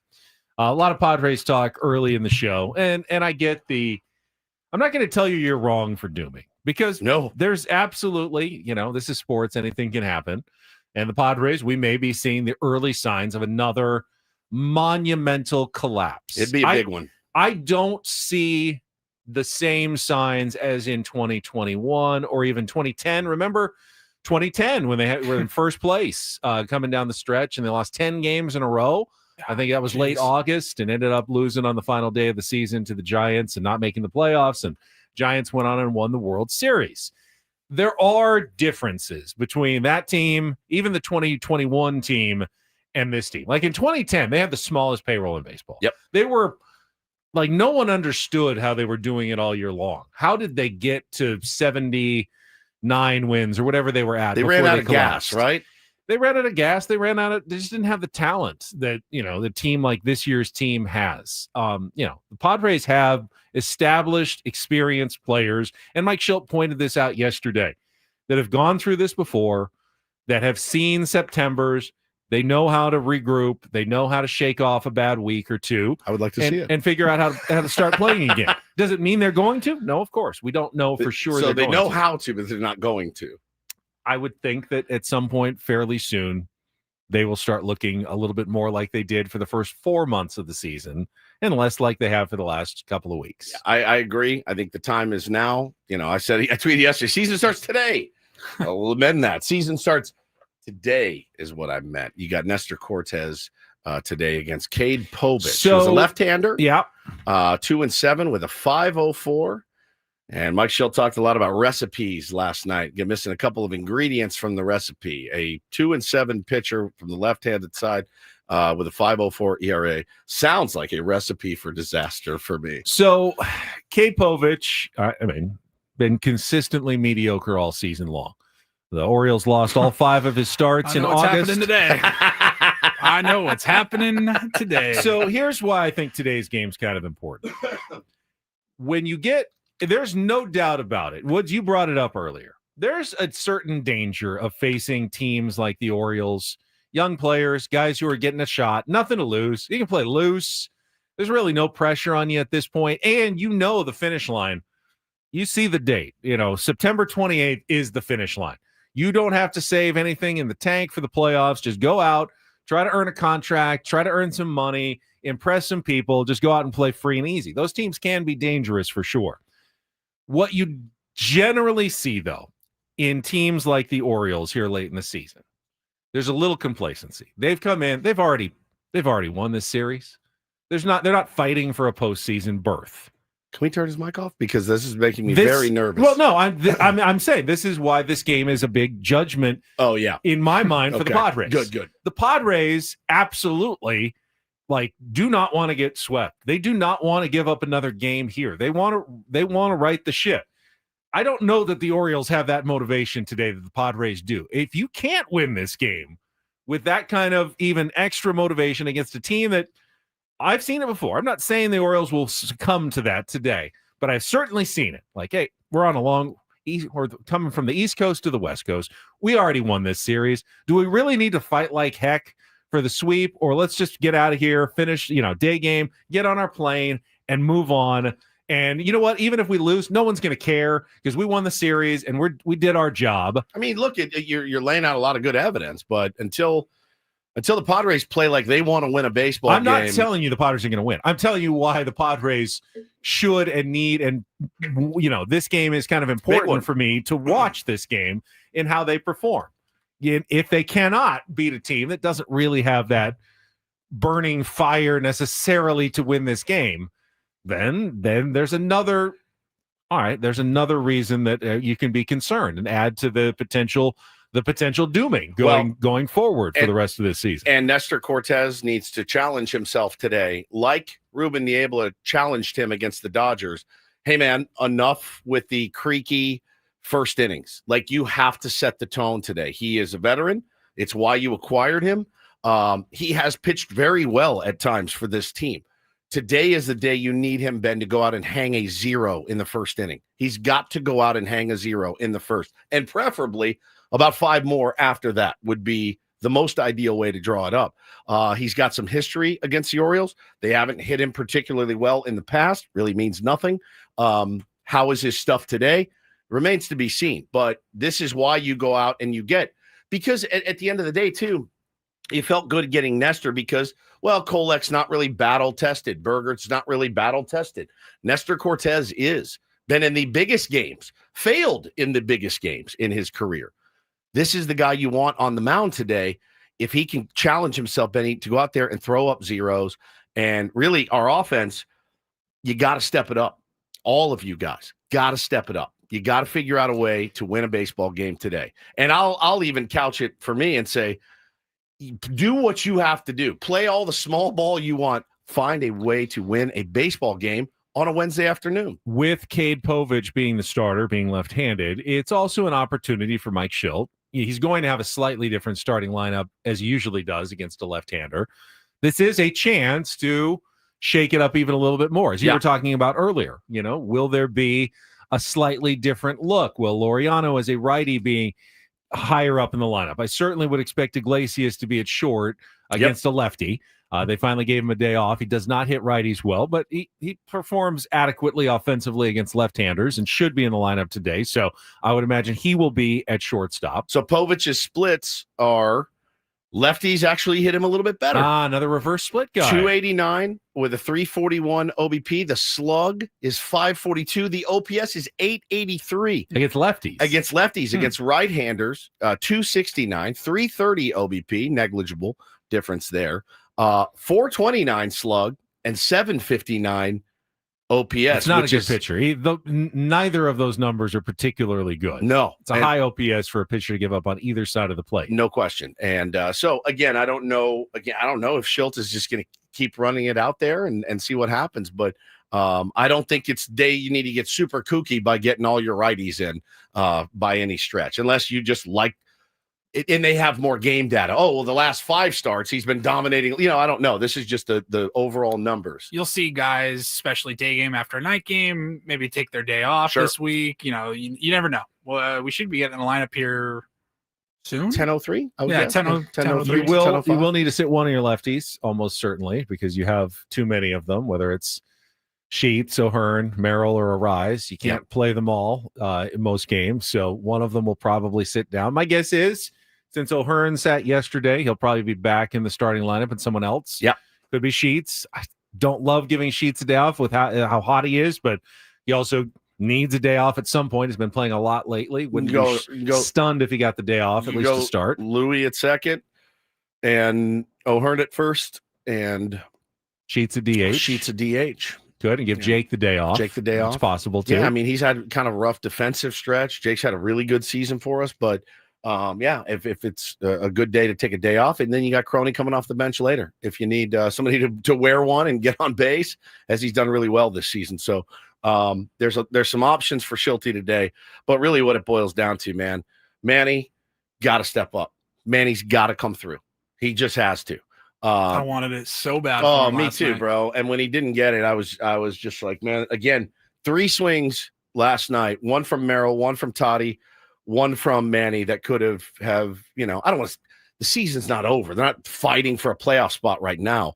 You know what I'm saying? Like, but it could have released some of the tension, I think, from the fan base and probably from the players' psyches a little bit. Bernie says Ben Woods and Paul all in denial. This is a cursed baseball team that will go nowhere. All right. They've done nothing in 23 years at Petco Park to make this city proud. Bernie, if that makes you feel better, I'll be here for you. I mean, just give me a reason, other than a curse, because. But that's okay. Listen, every that's okay. team that hasn't won is cursed until they do. Correct. And correct. The Cubs were cursed. The Red Sox, it's possible to break it, and the way that you do it is you beat the Orioles on a Wednesday. That's one way. You got to start somewhere. Beating the Orioles on Wednesday. Don't get swept by the Orioles. It's not too much to ask, I don't think, as a fan base. I don't think it's too much to ask these cats not to get swept by the Baltimore Orioles. Boy, I can't wait for the roundtable if they do get swept. Thanks for reminding me of the roundtable tomorrow. Yeah, tomorrow. Hours. Well, what happens? Commercial free. They lose tomorrow. Are we calling for Mike Schilt to be fired? If they lose tomorrow, Mike Schilt should be fired because they don't have a game tomorrow. If they lose today, tomorrow, what does tomorrow's conversation sound like? Yeah, I don't know. I just don't. There's no changes. There's no major. You just keep rolling. Nothing really changes. Nope. Win or lose today. Just keep rolling. Nothing really changes on Friday. I mean, put Tony on the roundtable. That I would sign up for. We'll put Aussie Tony on the roundtable. Incredible. He can take my spot. But that's saying. It's just like so extreme. You're like, of course, it's not a must win. The season's not over if they lose today. Right. It's not a one and done. But man, you want to talk about vibes, feel emotionally, how it all feels like it won't be good. It won't be good. But it won't be great if they win either. It's not like, woo, yeah, we're good. No, shouldn't I mean, be. we still, you still have to have a tough conversation with Schilte on Friday about this skid. You have to, right? Oh, if they win 20-1, it's still a tough conversation. But what's the tough conversation? What do we want to see him do? Stop losing series to inferior teams. Yeah, but he's not playing. Though. No, I know. He's not playing the game. He took responsibility for it last night. He said it, but I don't buck stops with him. I don't know that there's any strings that he, before the trade deadline, you can say, hey, they need to address this and this and this. And then AJ Preller did. After, there's really nothing you can do other than roll out your players. Yep. And hope they execute. And hope that they play well. I mean, that's really at the point where we're at. KG wants to fire members of the coaching staff right now. I don't know that it's the most well-advised plan right now to be like, hey, you and you are out today. It's a horrible idea. It really is a horrible You can idea. make changes in the offseason if things didn't go well down the stretch and you feel like we need to make some adjustments. Absolutely, that's the time to do it. No one's firing coaches right now. I mean, unless you're the Rockies and you are making sweeping changes after the season anyway, but as long as you are not eliminated from playoff contention, there's not a coach that's going anywhere, nor should a coach be going anywhere. I'm not listening to KG. Earlier, he says he misses Berdar. So I believe he was being sarcastic, but I remember Berdar. Was it Mike Berdar? Mike Berdar. Oh, my God. Wow. He thought this approach was bad. That was about as bad as it got. No offense. Just it was not a fit. Not a fit. Yes. We'll be all right. We'll be all right. Yeah. We'll be all right. At this point, it's up to the players. Yeah. The manager can do little tiny things. Do your job. But just do your job. That's ultimately, he's going to throw mostly the same 9 guys out. Yep. Or 9 of 10 out on most days. And it's up to those players to either execute or not execute. Yep. And that's how far the Padres will go. Yeah, I mean, there's a lot of frustrated teams out there right now. The Dodgers have starting pitching has been locked in for them, and they're still not winning games, right? Our starting pitching is not locked in at all, and we're getting 4 innings max a game, and we're losing games. So 4 stressful innings. High leverage innings. Like not high leverage, but high stress innings. High traffic. I mean, I guess somewhat tip your hat to them for not letting these games spiral out of control and somewhat keeping you in the game.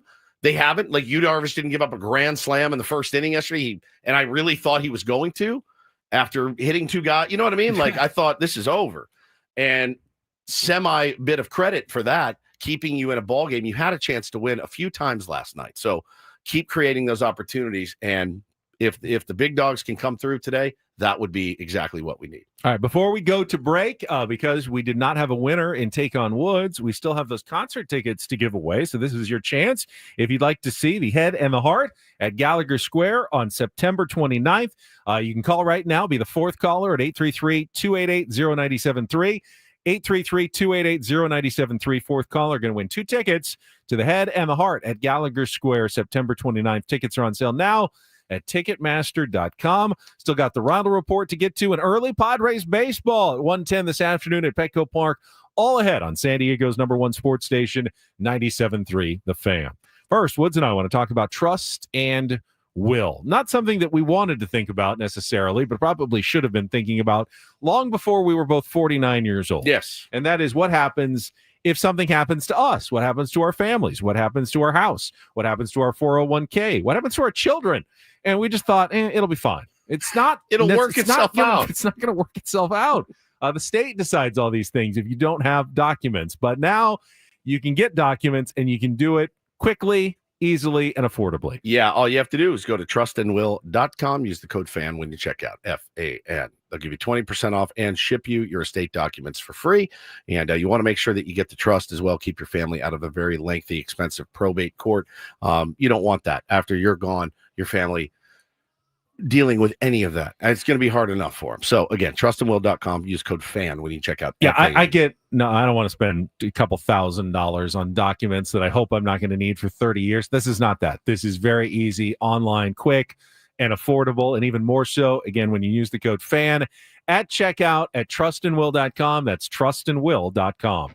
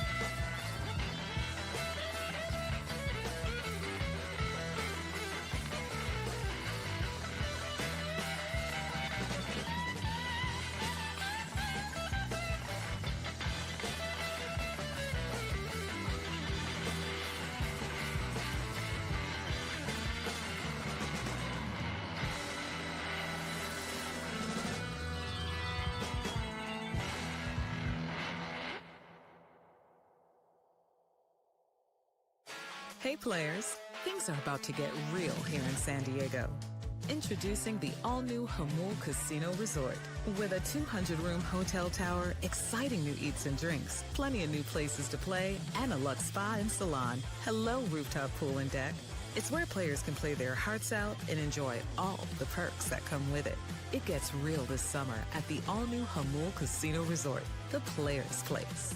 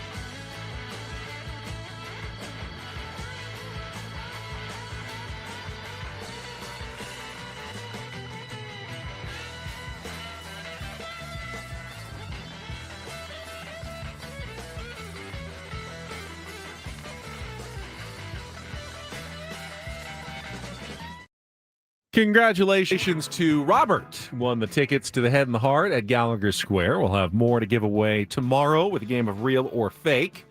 And then again, Take on Woods on Friday. Speaking of Robert, I think I had forgotten.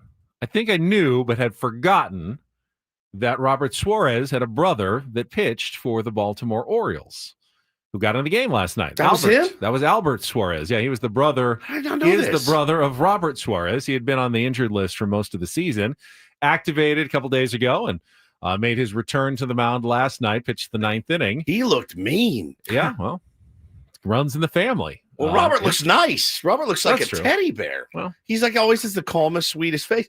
This dude was like he looked mean. Albert and doesn't mad. throw quite as hard as Robert does. Damn, dude. I didn't know. How did I not know this? Yeah. Did they say it on the broadcast? They did. I had my noise machine on. I was gearing. and I for was a gearing second, up I for thought bed. I was watching Don and Mud, and for a second I thought Mud was kidding because he does the whole thing with they do the bit with his brother which is in genius. Washington. I laugh every year. Are you sure? Yes. They are Okay. brothers. Yeah. Dominic says when They- the Padres played last year, Yeah. they both were out. I missed this entirely. Yeah, I have no memory. they are definitely brothers. They're both Berts. One's Robert, the other is Albert. I like that. Bert Suarez's. Bobert and Tabert is what I should have gone with. Tabert. There are parents who do bits with their kids' names. I don't hate it. They're There's all a the same lot of letter. it. My or- brother's got Oliver and Owen. I mean, George Foreman was the king of Georges, the bits, all the right? Georges. Yep. Yeah, but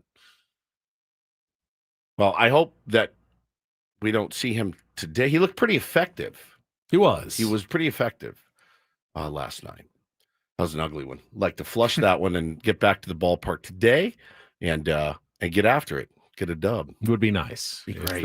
I was really had pretty a good mentally uninvested in last night's game. I had a good feeling. I was there. I was in the house, and I'll tell you, I looked around at the start of the game, and I went, "Good God!" And Tony's like, "Is this normal? Like this many people?" And I go, "Yeah." I said, "This season, in particular." He's like, "It's a Tuesday night, mate," and I'm like, "I know, man. People are on fire for this team, and they have to this point played really, really well at home. Would like to see that continue because that's a really tough look. And when you're dropping games to lesser teams that haven't won as much at home is just a tough look. Did you guys get your Manny Machado basketball jerseys? I sure did, That's man. good. I got those, brought them home for the kids. They were very happy and got more gifts. Aussie Tony laid a bunch of gifts on me. So go home and give those to the kids. They'll be excited. Gave us a bobblehead of his favorite AFL player. They call him the Bull. But yeah, I'm kind of interested in AFL now. Australian rules football, which is not rugby. I was asking him about some of the differences, Benny, he said it's, a little bit safer than it used to be. He said back in the 80s, it's like baseball, right? I watch Hal McRae slide into second base where he just doesn't slide. He just, he just bowls into guys. Oh, yeah. And he said now with concussion protocols as they are, they have kind of cracked down on these guys over there as well. And they wear no gear. I remember watching Aussie Rules football on ESPN before they had the rights to anything. In the early days of ESPN, they'd show Aussie Rules football. Yeah. So young Ben would turn it on. And I didn't understand the rules, but I was always obsessed with the officials, the referees. And they had the way they they did their signals. Their calls. They just had their, I'm sure if you're watching the NFL, safety and all the different ones, they look odd. But for, me watching Aussie Rules football, the officials were always fascinating. They were usually like well-dressed. I don't know. It was like some sort of coat and tie. Yeah, probably. And they had the weird symbols and I had no idea what they were calling, but watching Aussie Rules football. Yeah, it's supposedly pretty huge over there. Question for you before we'll get to the Randall Report in our last segment. Got an email from my other job. Today is First Wednesday, which is a new tradition we've started at Channel 10. Okay. Instead of waiting around for everybody's birthday and bringing in, it's so-and-so's birthday today, and someone brings, a cake or something. Every month we just decide on the first Wednesday, we're going to celebrate everybody's birthday that month. Okay. Just the one day. They did this on The Office. Is that what they did? Yeah, too? they did. Yeah, well, they did it, and it didn't go well. People wanted to be celebrated. That's what I was asking. I think it's efficient. And I think it's efficient too. You can't necessarily celebrate 9 birthdays in a month and have cupcakes every other day. Can I say something without people getting upset? You're a grown-up. It's your birthday. BFD. Get your cake and move on. You're a grown-up at this point. Like I celebrated my 50th birthday. Nobody did it bigger and better than me, but I wasn't going to drag everybody else down doing it. I did it by myself. I would be a very efficient trip. It's your birthday. Congratulations. You were born. Eat your cake. It doesn't matter that it's not on the same day and just move on with your day. So you're okay with it. I'm okay with not even celebrating it with a cake. I am as well, but I'm not the most festive person. No, you're not festive at all. What are you doing for I do your like the 50th? idea of just, if you're going to do anything, just knock it all out. Knock it a out. month. Yeah, do it. You can do it in the middle of the month so everyone feels. Odyssey sent out a mass email message yesterday that just said, happy birthday to all 300 September birthdays. And you're one of them. I'm one of them. Paulie's one of them. Thank you. I don't need cake or anything like that on my actual. Oh, we're going to bring you some stuff for your birthday for sure. Okay. But that we celebrate it, right? We do it each other. Yeah. What's your big plan for you? I went big on my 50th. Are you going big on yours?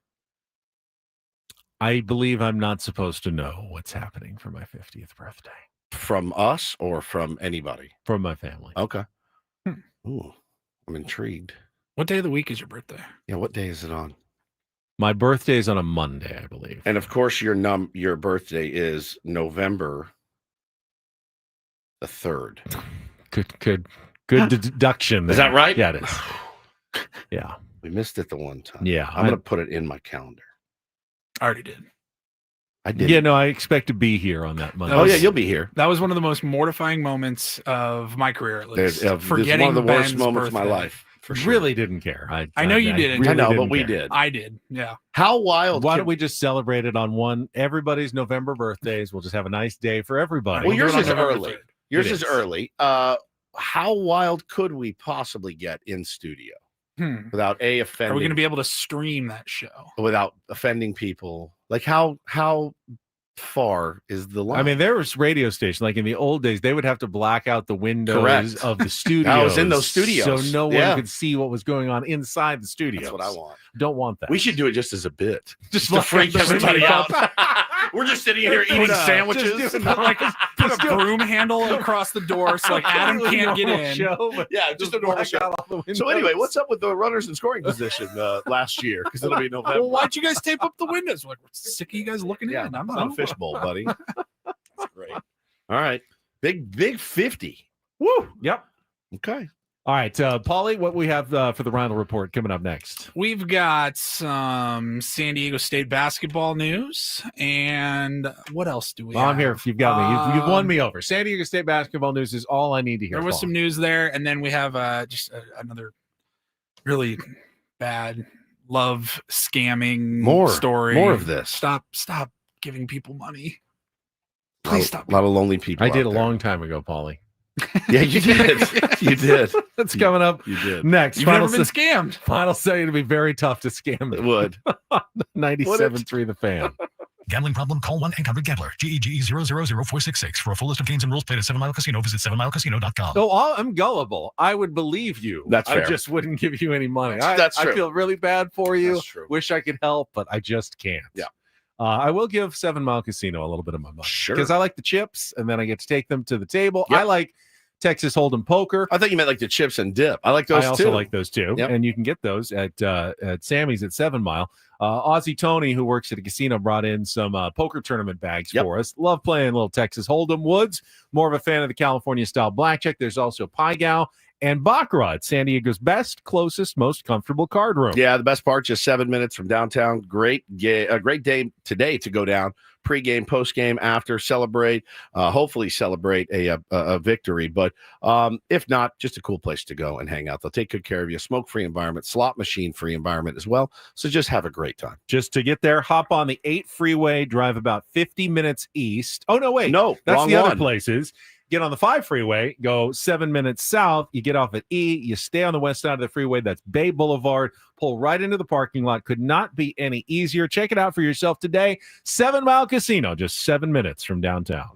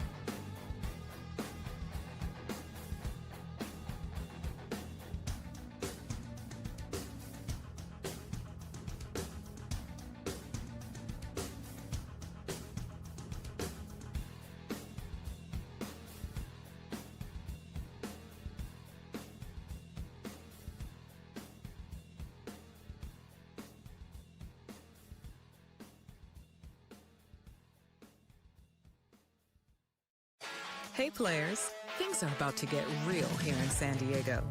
Introducing the all-new Hamul Casino Resort. With a 200-room hotel tower, exciting new eats and drinks, plenty of new places to play, and a luxe spa and salon. Hello, rooftop pool and deck. It's where players can play their hearts out and enjoy all the perks that come with it. It gets real this summer at the all-new Hamul Casino Resort, the players' place.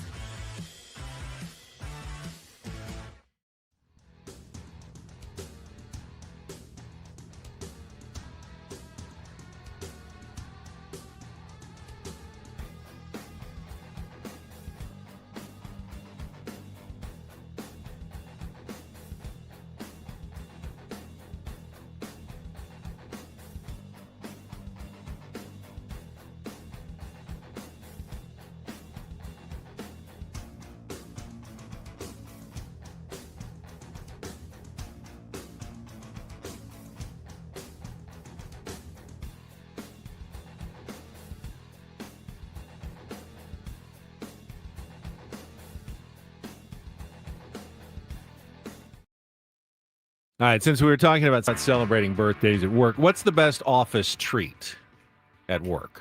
We're getting cupcakes today. Not bad, individual servings. Are they like the ones from the grocery store with the thick Costco ones? Okay, Yeah, they're not on bad. the clamshell. I like the little ones. Mini Like the little cupcakes. mini ones. I'll I just think eat cookies 6 or 7 of those. Ideal. Nah, Grab not one, everybody eat likes the it. same You don't need kind of any cookies. silverware or anything. Yeah, that's good. Which is nice. Like pie is delicious. I'd rather have pie, but pie's a mess. Nobody at the eats office. birthday pie though. It's Do they? delicious, I but love it's a mess pie. at the office. We should normalize pie. birthday pie. Yes, but like eating a big sheet cake is kind of a mess. You need a spatula, you need a knife, you Forks. need There's crumbs there's everywhere. crumbs everywhere. Brownies are good. Oh, I was gonna say brownies are brownies. very good Just grab choice. one. Yeah. 4. Pizza, Grab 4. Grab 4. Pizza's good. Pizza's good. If you want something more savory. We're getting pizza tomorrow though at the round table. That's true. Lots of pizza. That's true. Cupcakes is today. I think I'm going to get a little pudding today. I'm in the mood. Banana pudding. Yeah. At the game. You're going to the game again. Yeah, Have you ever had the banana pudding? It's delicious. I only get tagged in it every time somebody eats it. I got it yesterday. Hey, once he got my pudding, I'm like, all right. I get no kickbacks from this. By the way. Sammy did a video yesterday I saw where he was showing off all the Seaside Market options, including, of course, the pudding. Yeah, it's just elite. I saw a girl yesterday with the trough of it, and I was longing. And I was like, should I get some now? No one in San Diego has had a bigger portion than you got, though, on your birthday. Nobody. That was bigger than the bucket, trough. a That was bucket a full. full helmet full of pudding. It was so good. Yeah. So good. Yeah, I think I'll get some today. Treat myself. Going to be warm, but not overly hot, Yeah. I think. Yeah, today. it's going to A be, little I warm. mean, it's going to be Are you toasty. in the sun? Where are you? No, we're good. You're good. Yeah, we're fine. Don't worry about us. All right, Don't worry about it. Don't worry about where we are. All right. I know what that means. Is it going to cool down like this weekend? Don't worry about it. Yeah, it's going to cool down a little bit later in the week. Thank God. Still going to be humid for the next couple of days, though. I'd like a refund on my cost of living. That's right. For the humidity the past couple of days. All right, Paulie's got the round of report. Wrap things up after our last check of traffic here on 97.3 The Fan. From the 855 Get Ross Traffic Center, protecting San Diego after accidents or injury, here's Kelly Danick. Traffic is brought to you by Caltrans, reminding you that southbound I-5 will be closed at State Route 52 starting Friday night. Guys, one of the only things I hate more than a leaf blower blowing right outside my window, like now, can you hear it, is a ladder in lanes. Yeah, we got one. Westbound side of the 78 Twin Oaks Valley Road, right there in middle lanes. And if you smell breakfast cooking while you're out driving around in the South Bay, there is a food truck on fire westbound 905 just before the 805. That's over to the right shoulder. I'm thinking everybody got out safely. And northbound side of the 5, just past Coronado Avenue, not the bridge, but Coronado Avenue, accident involving a couple vehicles. That's in the center divide. Caltrans reminds you that southbound I-5 will be closed at State Route 52 Friday night through Monday morning as part of the I-5 Asset Management Project. Please plan ahead and use alternative routes like Interstate 805. I'm Kelly Danick with Ben & Wood, San Diego's #1 sports station, 97.3 The Fan. And get things started here with our today's edition of the Rindle Report. Now tuned into the greatest. Welcome to the Rindle Report with Paul Reindl. Hi, Paul. All right. 2 stories from the world of sports that we haven't gotten to yet. We'll start off in Major League Baseball. And 1 story that you didn't know you needed. Are you laughing, biatch? It's the Reindl Report Hey, Paul, how you doing? Okay, how are you? on 97.3 The Fan. Are you ready to bless the mood? I need some help, please. That was good. Can I get a oh yeah? Oh yeah.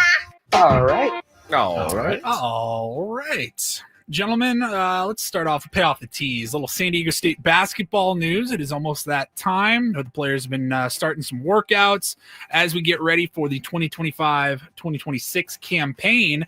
And some news yesterday from Mark Ziegler in the Union Tribune said that, now I don't think this is official yet, haven't seen any word from the school, but San Diego State, their men's basketball team, is set to host UCLA for a scrimmage, which is not super uncommon. They've done that in the past, and teams are allowed to schedule. I think it has to be an opponent. Does it have to be an opponent on your feature schedules to set up a scrimmage or not? I know they changed the rules. They did change the rules. That's why I wasn't totally sure. But you're able to schedule these scrimmages. I don't think you were able to schedule 2 like public scrimmages before, but now you can sell tickets to them. And that's the thing. They're selling tickets. Makes sense. And like a lot of details are still coming out on like when tickets go on sale, how much are they, who gets first dibs and all that. I would assume season ticket holders, I believe, are going to be on there. Season ticket holders for other sports at San Diego State, and then the general public. But yeah, UCLA has they have ducked the Aztecs for, I mean, years now. The last time they played each other was it 2012? That was in front of fans. They did have during the pandemic season a closed door scrimmage. They've had a couple of them Arena. Actually. They've had a few. They've gone up to UCLA. They've played some closed doors. Closed door. Not in front of people. You can have people there, and there's going to be a revenue split, money to go towards each team's players. Nice. And the last time that they played was in 2012. San Diego State went up to, that was the Wooden Classic in Anaheim, and beat UCLA, and UCLA has not wanted to face San Diego State ever since. Makes sense. You know, it certainly did. I understand why UCLA didn't want to risk what was going to be then probably not a very good loss, and they knew that they easily could lose because San Diego State was good. But now everybody knows San Diego State is good. It's not a bad loss anymore. You lose to San Diego State, it's considered a good loss on your resume now. It's considered credit for playing good them. scheduling. All right, they went out and they played San Diego State. I don't know why it's really even relevant anymore to try to duck San Diego State, because I think everyone now understands you're scheduling up when you schedule San Diego State. You're not, playing a mid-major that no one's heard of. But maybe, I don't know, times change slowly. They do, indeed. So when's this? October 17th is when it's scheduled. The I was reading here from in the UT. The last meeting in front of fans was 2012 when Bruins coach Ben Howland went against the advice of several people within the program and agreed to play then number 23 ranked Aztecs at the Honda Center for the Wooden Classic. 70% roughly of the announced crowd of 17,000 plus were wearing red and black. And he goes, we should not have done this. Yeah, this was a mistake. These fans are insane. Yep. It's a short drive up to Anaheim, and they are all just in our ears. I got one more basketball story, actually. And you know what? Hell of a career for this guy. Jeremy Lin. You guys remember Lin Sanity? He has officially retired from professional basketball. Thought that already happened. I know. Well, he hasn't been in the NBA, but he has been playing in Taiwan professionally for the last few years. I think he was the MVP last year and won a championship over there. He has still been playing really well at a high level. And I saw the headline, and it's just such a throwback. Small story now because it's been 13 years. But in 2012, like there's a chapter in maybe even all of professional sports. Yes. Not a chapter, but a paragraph. There's a blurb on Jeremy Lin, I think. Well, Lin Sanity has taken on... Lin Sanity was one of the craziest runs I've ever seen in professional sports. But anytime anybody does anything like that, they call it the guy. He's right in the middle of his Lin Sanity. I would like to see a Lin Sanity run for Manny Machado. No, I would he's like too good to have. He's too good to have a Lin Sanity run. You need like Mason McCoy to go on a damn near went yard last Yeah. night, man. But That could have been the thing. start. It's got to be someone that you who don't expect. you've never heard of that's come out of nowhere. Remember, this was like 2 weeks. He let Carmelo was out. He led the I got Knicks the on numbers for you. you. Got the numbers? Okay. Let's see. Where was it? 2012 with the Knicks. He scored at least 20 points in 9 out of 10 games and had a 38-point game against the Lakers. That was the signature win where he outscored Kobe. It's incredible. And I mean, you're thinking, all right, he had a couple of good games.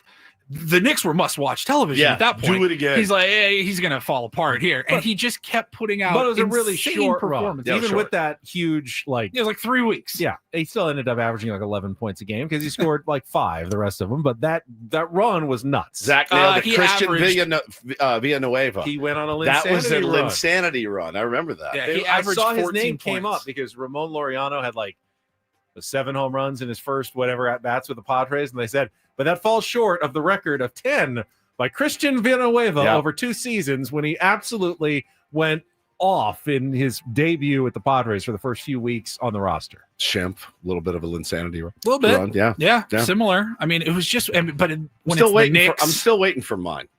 I'm Alex waiting for Dickerson mine. did it with the Linsanity run? Giants. Alex Dickerson, yes. I'm still waiting for my Linsanity run, like a 4-hit game with a home run and a triple or something. I'm still waiting. So anytime, baseball gods, you want to bless me, I'm here for it. Yeah, I just saw that little story headline there that he had retired. And I go, man, like, look, he should not probably be in the NBA or the Basketball Hall of Fame, but there should be a little plaque or something about Linsanity. It was that ridiculous of a run, and like you said, we've now coined the phrase. The phrase has been coined. Linsanity Better run. than being in the Hall of Fame. Like you're totally the phrase that people use when someone goes on a insane run. Yeah. All right, then finally we'll wrap it up. I guess just another cautionary tale here. Please be very careful about who you're sending money to. There's a story that came out of a woman in Japan who fell for a romantic scammer. This is like every day in the Rondo Report now. It's kind of just that's what's out there right now. That's what people are doing. This woman was talking to a guy online on social media. He claimed he was an astronaut, which maybe could have been the first red flag. Probably, maybe he could be an astronaut. I'm sure astronauts look for love online. Yeah, they kept talking. She got some feelings. She thought he had feelings for her. He didn't, but he did. At one point, this all culminated in him saying that he was in trouble to this woman. Yeah. And the story that he went with was that he was actually in space on his spaceship because he is an astronaut. Yeah. And his spaceship was under attack and he needed oxygen. Mm-hmm. So he asked if she would float him some money for some oxygen. She sent $1,000,000 yen, which says here is around $6,700. $7,000 for oxygen. Where is he buying the oxygen store up in space? It's a way station that you stop at and load up with oxygen on the way. Yeah, you wouldn't understand because you're down there on Earth. I'm literally under attack right now by Klingons. They're getting me, and we're almost out of oxygen. I don't know, babe. This doesn't sound that real. He's like, are Just you a going to tell cool me that I'm not? $7,000. So this is actually Buc-ee's in space. Yeah, they got the air filler station, some water. Hey, do I have to turn it on or do you have to turn it on? Debit card? Do I get one of those coins to put in the... How much? Oh, I paid for gas, so do I get it for free? Okay, you'll turn it on. All right. No, I don't want a car wash. I just want oxygen. Oxygen marked. Oxygen marked. Oh, no, he's over. Got him. Sorry.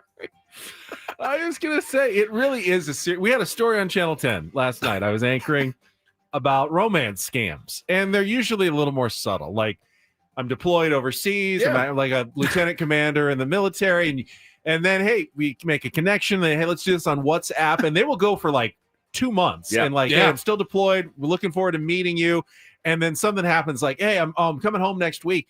my bank accounts are frozen. I don't know what's gone on. Can you just float me like some money so I can get home, and then we'll meet and I'll pay you back when I get home? And they think it's real because they've been going on with these conversations for like weeks. Aussie Tony is actually a romance scam. I found out. I just found out. He needs oxygen. And Woods gave him $6,000. It's so sad. It's so sad at the end of the day. But sometimes you read it and like they have like people will open their Instagram DMs like, "Hey, this is Brad Pitt. I'm stranded on the side of the road. I've got a flat tire. Any way you can, as one of my biggest fans, send me $300." And people are like, "Yeah, sounds good to me." But you're also talking to a guy that cost himself a fortune for Travelocity. Still more believable than oxygen. I'm an astronaut in space. You can buy oxygen so that I can fight this battle. Yes. All right. Well, let's win a ball game. How about it? Please, Jesus. for the love of Tomorrow God. morning, 4 hours in a round table Yes. for Paulie, for Woodsy. I'm Ben. Have a great rest of your Wednesday from all of us here at San Diego's #1 sports station, 97.3 The Fan. So long, everybody.